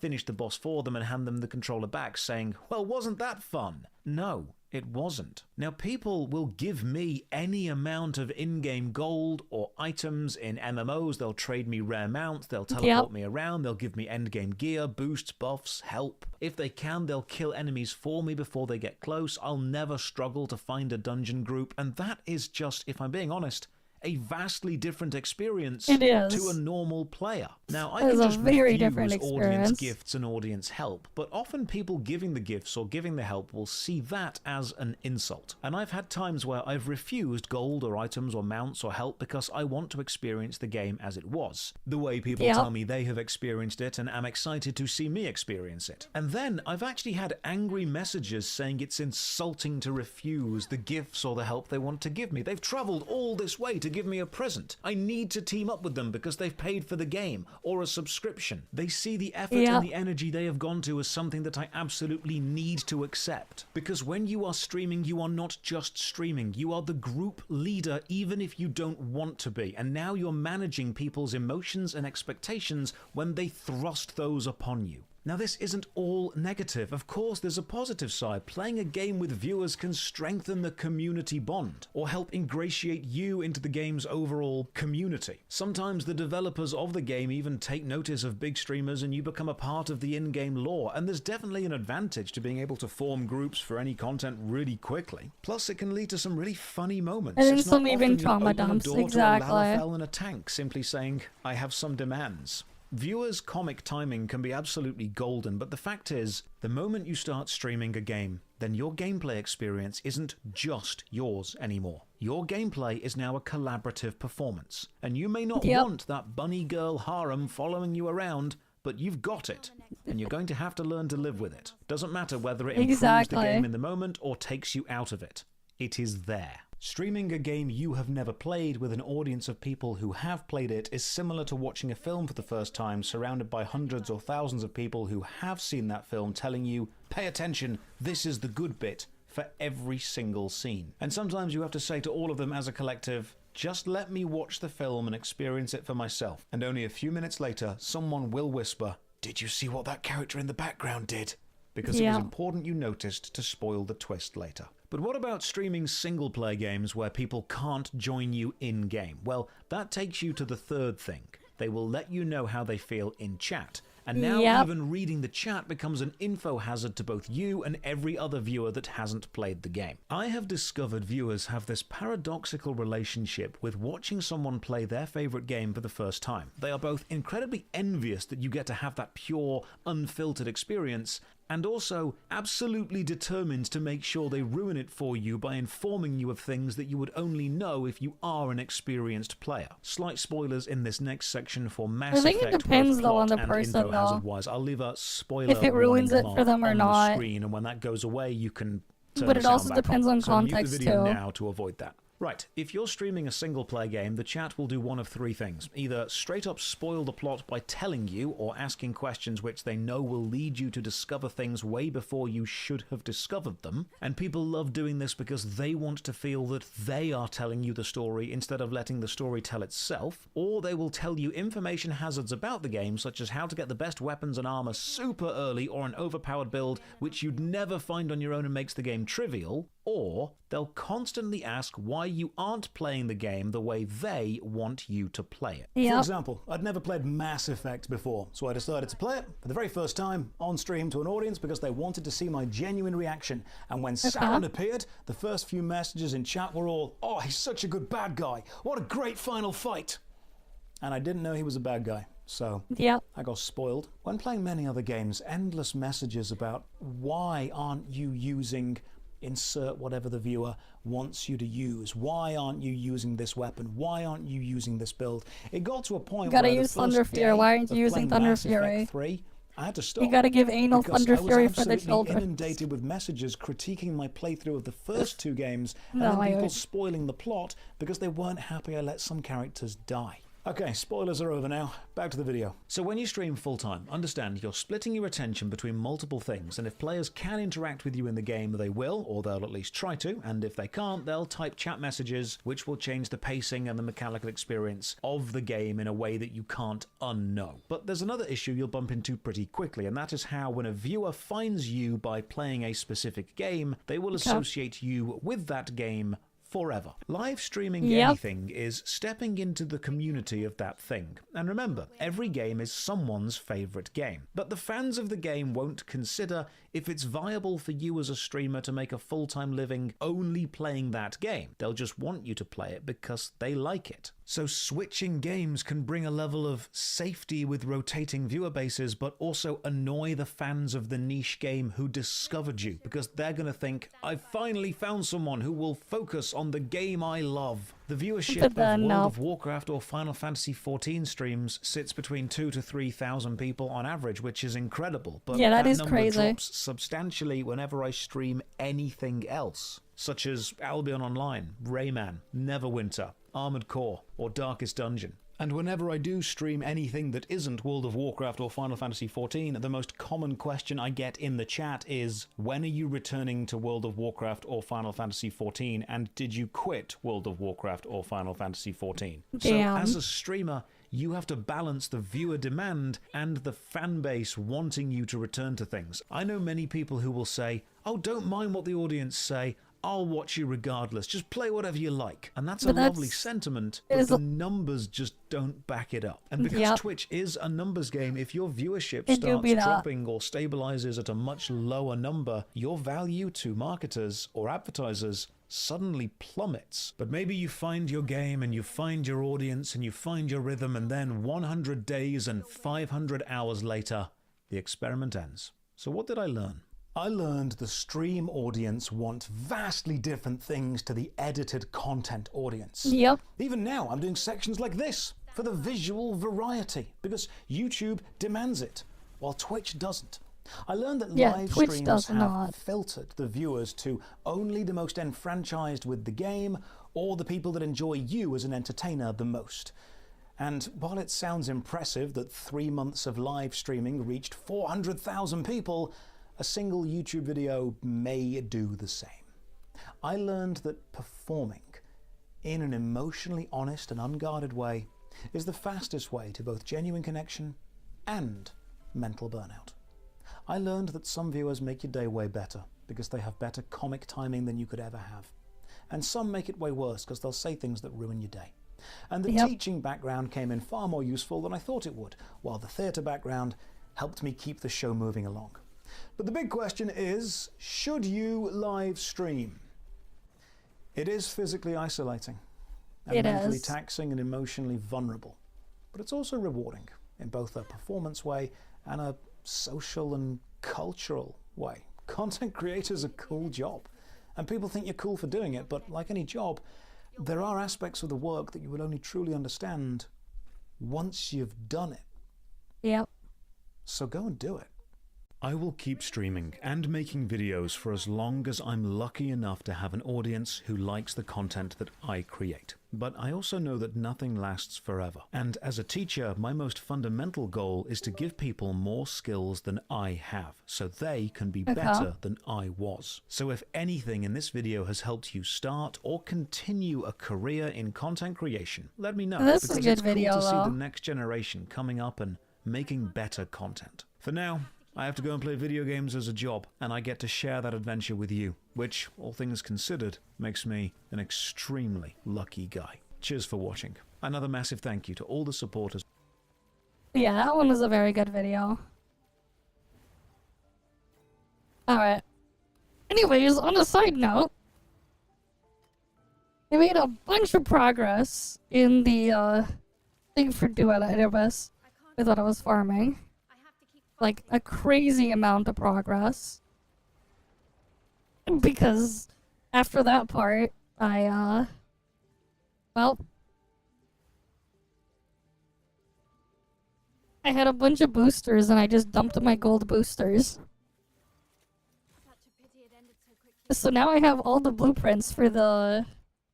I'll have extras for the Wings inspo. But now they need to get crafted.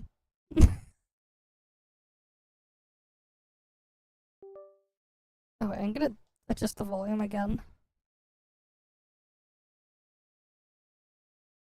For the game.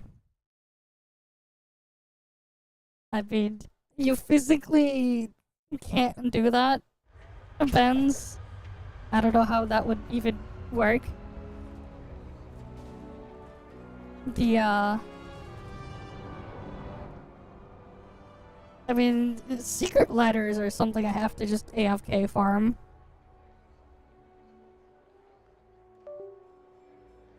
Even when, like, I get to do 99 wave exploration, that takes a while to get done. But I got all of these done now. The smaller pieces are cooking. These ones I can't craft yet until thing.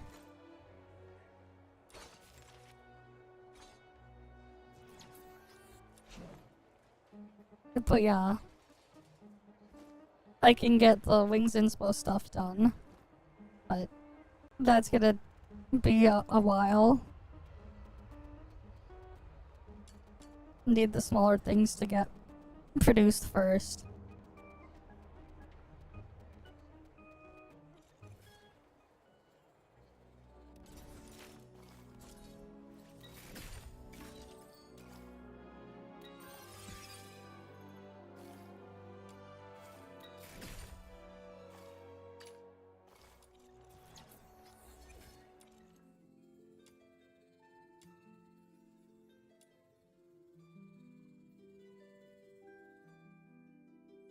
What is that?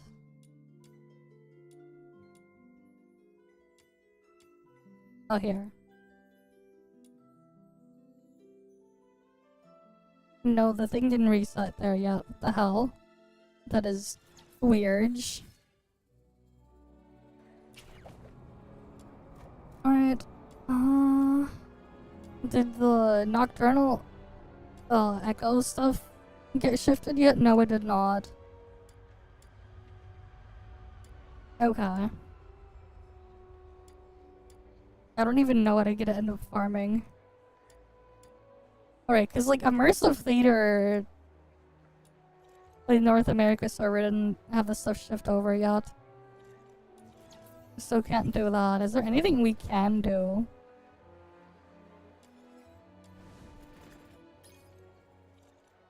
Oh, there's a guild shop. You can get a fox scene here. And other stuff. Okay.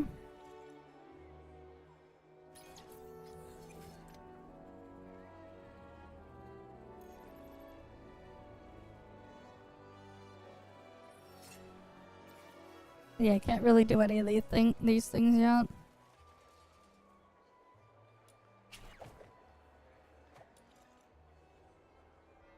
Honestly, getting like the weekly activity thing for the guild thing is gonna be kind of annoying to do. It looks like it's gonna be kind of annoying to deal with. Honestly. In the long term, it looks like it's gonna be a pain. If you have to, like, deal with it.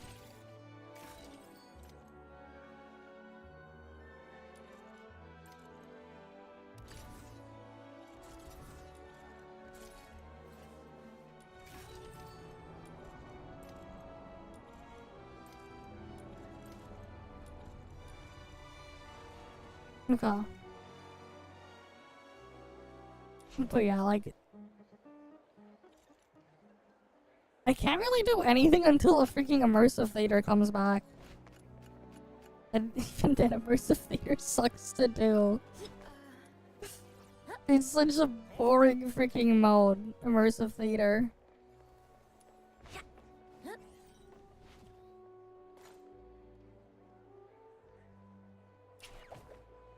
And like, the thing is, this is basically the only time I'll get to actually do Duet Night Abyss shit on stream or whatever.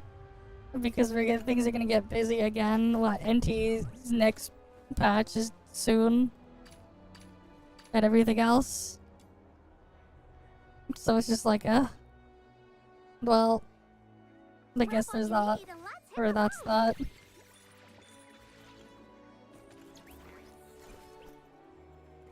But yeah, and it's like, what the hell am I even gonna do now? I don't even feel like doing the story stuff though.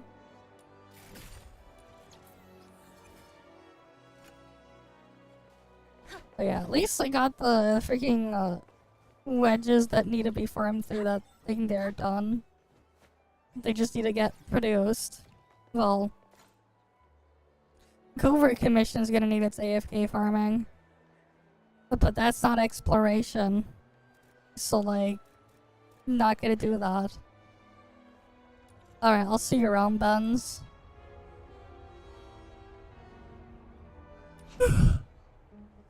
Yeah. There's not really much we can do.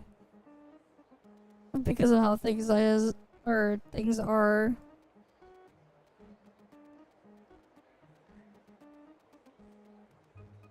These have a bunch of track shift modules there that are prepped up as well.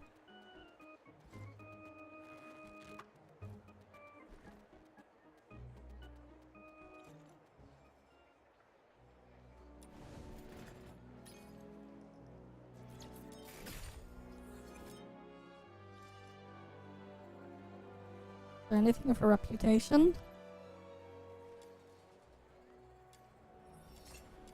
No, there's nothing left for reputation. Okay.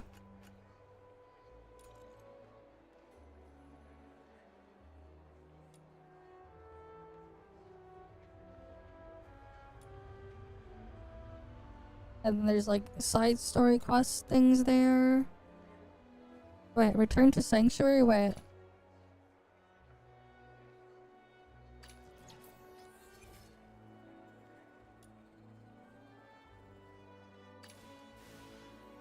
There's a mount there.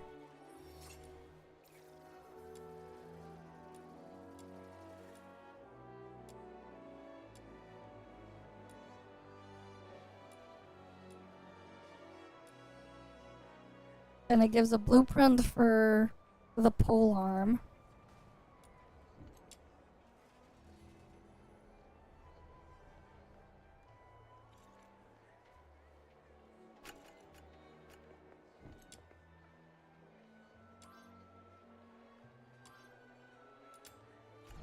Alright, do I just go to the sanctuary? Is that it? For this? Mission? I don't know.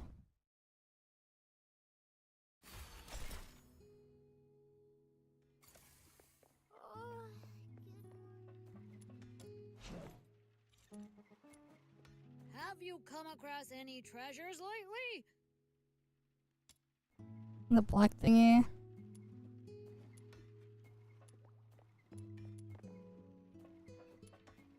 Have you come across any treasure?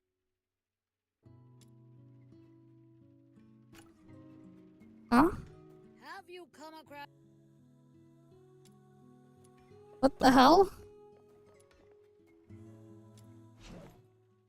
I'm so confused.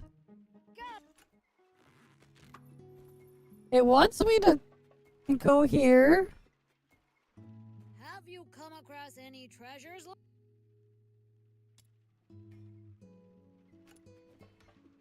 The calamity. What? How the hell do I do this thingy? This shit makes no sense.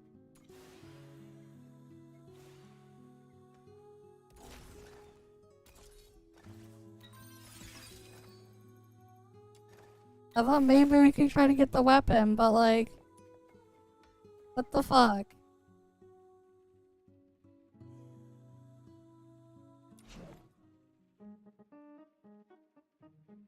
Phew!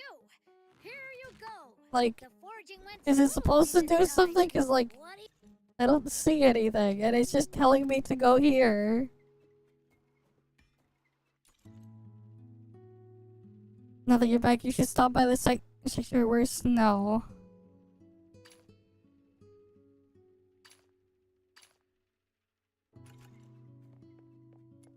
Snow is right here, but... What? This is stupid. This thing like is so broken.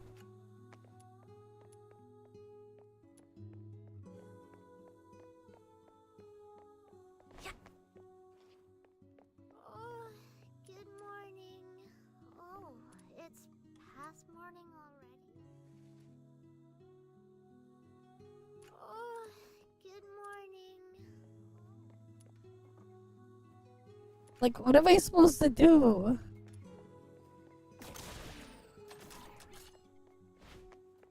How the hell do I do this stupid quest?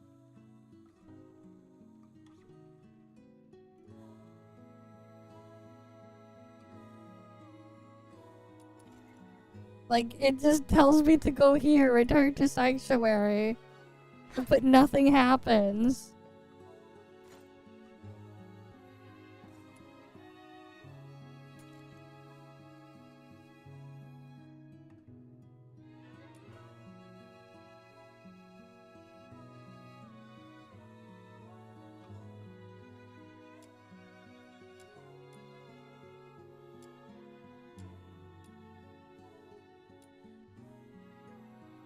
You know, I'll just skip through this crappy main story quest thing that I forgot about.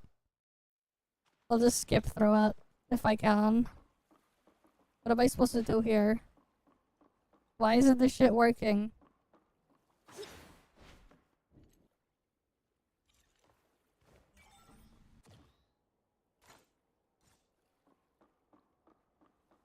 This shit is just broken.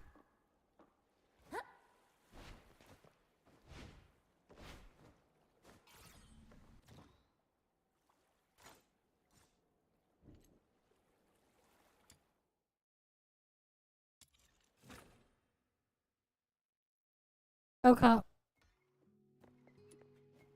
You know, I never tried to do any story or quest here, but maybe that shit is just completely broken on Linux. Because I've only done like a farming stuff on here. And like nothing's working, and I don't have Duet Night Abyss installed on my other PC anymore, and I don't really want to install it there anymore. But like, it just seems completely broken.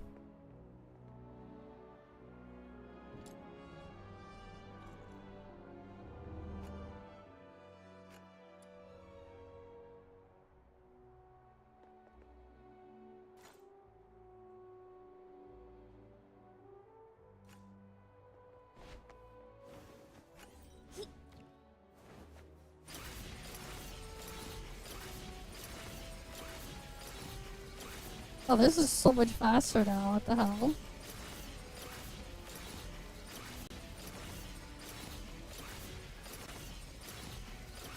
I guess because too many people kept using this thing, they made it faster? This is so much better than it used to be. To do the polearm dash. It's so much better than it was before.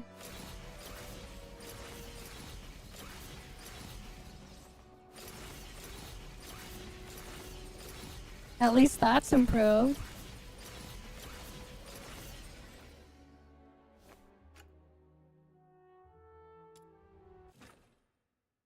I don't know how I have it. I don't know about getting a new wedge or anything, but like, it's better.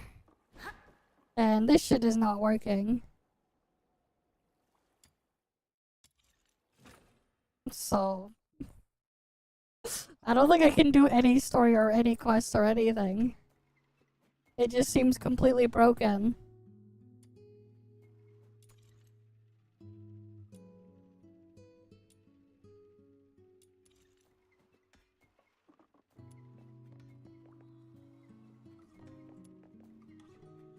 Like, nothing's showing up. Everything just seems broken. I farmed the stuff for the wedges though. While we were doing that react there, that video. I haven't finished all of it because I was kind of bored. And like I didn't do the stuff that was added in the last patch to the story there. So like I'm pretty sure it was in the patch before, whatever it was. I didn't unlock the thing that you need to forge so that I could get Rebecca and thing to Intron 7. Right. Where are the sinners? I don't have the thing I need. Somehow I ended up with over farming thoughts as well. But I can't make the solidified lava. Same deal with Rebecca over here. I can't forge this shit because I don't have the blueprint for this thingy or whatever. I can't do it.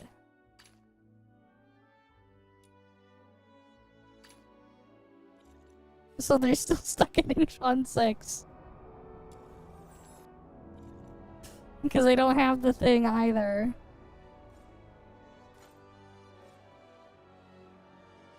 The stuff is just broken.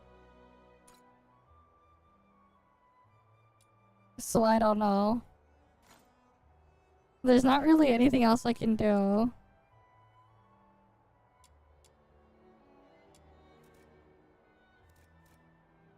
Yeah, there's like nothing else here I can really do. Because it's just broken.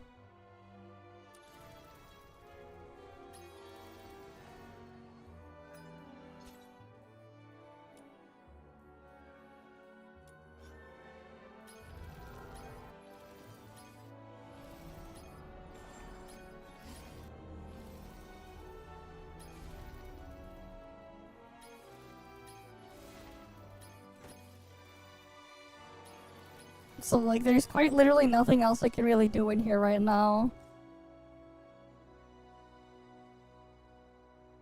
I mean, I don't even look at the thing there, but cool, good for it. I don't really look at the freaking chart because the charts are just...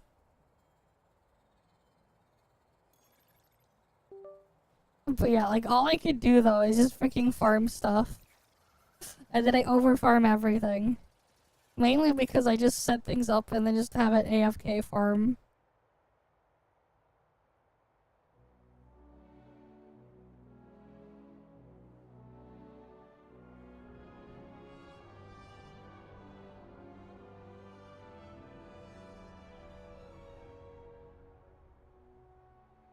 But yeah. Fair enough.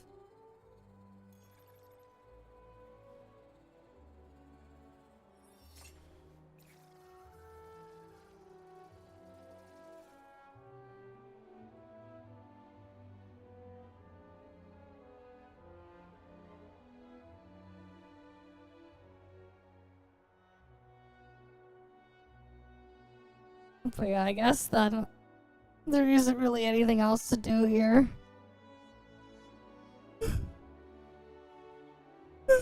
So I guess we'll just end the stream early and just end off here. For the night. It's a shorter than 4 hour stream, but like... There quite literally isn't really anything I can do right now, and it's like, I don't really feel like going through more of the React backlog. So, I guess we'll just end it here. And as usual though, guys, thank you all for stopping by. Hopefully I can see you guys again next time. You guys have a good day or night or whatever. Wherever it is you guys are. Unfortunately, just, I can't do anything in Duet Night Abyss. The thing is broken. So, yeah, I gotta get ready for Portia and Lacrimosa tomorrow. Exactly. But yeah, see you guys. See ya.